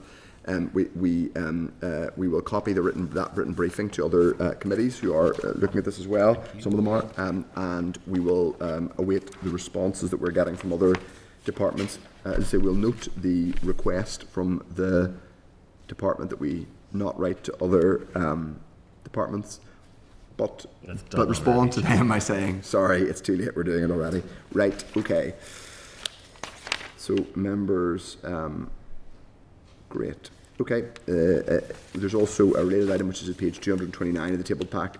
We wrote, the Communities Committee wrote to the Department of Finance asking for details on the review of ALBs. The Department has replied to Communities providing similar information to that which they have given to us. We've been copied into this reply as usual, so I'm sure maybe that has annoyed the Department of Finance too, because not only are they annoyed by us writing to other departments, they don't like other committees writing to them. That's fair enough, but it's our job to do scrutiny. Right, agenda item 15 is correspondence. 15.1 is transcript of the DOF Permanent Secretary on the 19th of November 2025. Members at page 308 of the meeting pack, there's Hansard transcript of oral evidence from the session we had with the DOF Permanent Secretary on the 19th of November. 15.2 is Department Finance Retention and Disposal Schedule. That is at 321. Did you wish to come in on that, Deputy Chair? Yeah, I just wanted to ask, just for my own knowledge, how often do we get that? I just don't recall getting that. Get it every year. Just once a year? Okay, thank you. Okay. Sorry, Chair, going between the two packs, did we receive the details? Is it in the main pack? It's in 321 of the main meeting pack. The retention and disposal schedule. No, sorry, I'm talking special advisor register of interest. Oh, that one. No, that's the next item. We haven't I gone through it yet. haven't got to that one yet. Yes, twice. It's page 406. Okay, starts at 408. Yeah. okay. I'll see it. Yeah, we do always get we always get it, right? So it's published on the website. It's published on the website. So that's at page 233, which is there's a cover letter from the department, which is also forwarded to the committee after it had been laid in the business office. Sorry, that's the special advisor. I didn't read the first bit. Yeah. I'm sorry. 406, the meeting pack, as I said, is the Special Advisor Register of Interests, which has just been mentioned. Under the Functioning of Government Miscellaneous Provisions Act 2021, which we mentioned earlier on, the Department is responsible for establishing, maintaining and publishing a register of interests in respect of special advisors. The Department has published such a report, which is correct at 1st of November. At page 233, the table of factors are covered letter from the Department, which is also forwarded to the committee after it had been laid in the business office.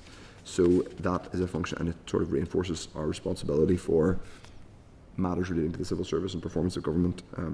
The Department owns that register of interest, which does, I think, rather reinforce it's the kind of area that we need to be looking at, not special advisors in terms of our forward work, but that broad area. Okay, 15.4, Examiner of Statutory Rules, 51st report. Members, that's on page 412 of the meeting pack. ESR has published their 51st report, no rules referenced relevant to us. 16 is Draft Forward Work Programme. That's at page 421. We only have one more meeting next, and it's of 2025, and it's obviously with the Minister. They will be populated, our January meeting is going to be populated further. I don't know if the clerk wants to speak to that or indicate any other bits and pieces we have for January. So, Chair, in preparation for the Minister coming next week, the Minister has indicated now that we will have him from 2 to 3:30, so we do have him now for an hour and a half. What I'd like to suggest, Chair, is if members are in agreement, the committee starts at 1:30, so that the committee's underway and running by the time the Minister arrives. It means we can get a bit of business, Chair, done beforehand, but it means the committee's ready to go at 2 p.m. when he arrives. Great. If members are content to do that. People content? Okay. I should just say, I mean, we'll be able to ask the Minister about it, obviously, but I would anticipate that we would, if there's a multi-year budget that exists in private, and it hasn't been discussed, I would anticipate it's one for the committee to discuss possibly next week. We may want to have a committee, like an oral evidence session on the multi-year budget, even if it hasn't been published. I think we'll need to know, I think the public will want us to excavate what is actually happening with this document, so I think we need to be ready for that. That would be my proposal, but we don't know yet, and so we can hear from the Minister what the status is of it next week. I suggest we return to it then. Okay, so members are agreed. We'll amend the forward work programme as discussed. Do you want to come in there? Yeah, sorry, just I was looking at it. Did you mention the 14th of January one? Did you want to flag that? So, Chair, we have our visit down to LPS on the 14th of January, so that's Lanyon Plaza at LPS's building there. We have a 12:30 start for that because we'll be meeting officials, we'll be doing a wee bit of a tour before we start the meeting itself. So we'll send out a full itinerary and agenda for that. LPS have been working really hard on getting a really interesting tour put together on that one. So it'll be multi-floor, multi-artefact, very, very exciting and interesting. Just the other quick thing then. Don't oversell it now. I know. What just wanted the first one back. Sorry, I just wanted to make sure. The other thing I'll flag, Chair, is the 21st of January. Members will recall that we had agreed an informal lunch with the Economy Committee to have an informal briefing on the corporation tax Chartered issue Accountants, with the Chartered Accountants of Ireland. And that's where we got our other evidence, recall, from Nick 2 and Nevin. So we'll bring all that back in a package for that. So that's another early start, Chair. Apologies for that one too. Well, we had flagged to members that we were having some more slightly early starts in the new year. Okay, so members, if we're agreed, we'll publish the forward work programme on the committee webpage. Agenda item 17 is any other businesses. Does anybody have any other business? No? Okay. 18 is date, time and place of next meeting. The next meeting is here at the slightly earlier time of 1:30 in the Senate chamber, and at 1:30 we will discuss any necessary kind of sequencing in terms of ministerial evidence, including whether we want to, for example, talk about in one section, if there is a monitoring round, asking questions about that, and then maybe a multi-year budget, and then anything after that. But we'll wait and see what we have next week. We'll know what we have to discuss before we see the Minister, but it may be sensible just for us to do a couple of rounds on designated topics on current budget matters, and then people can bring in ancillary business should they wish after that. But we'll discuss that if people are willing to arrive at 1:30 next Wednesday here in the Senate chamber. I'll put the question to the committee. Do not adjourn. Committee's adjourned. Thank you. Thank you, Marianne.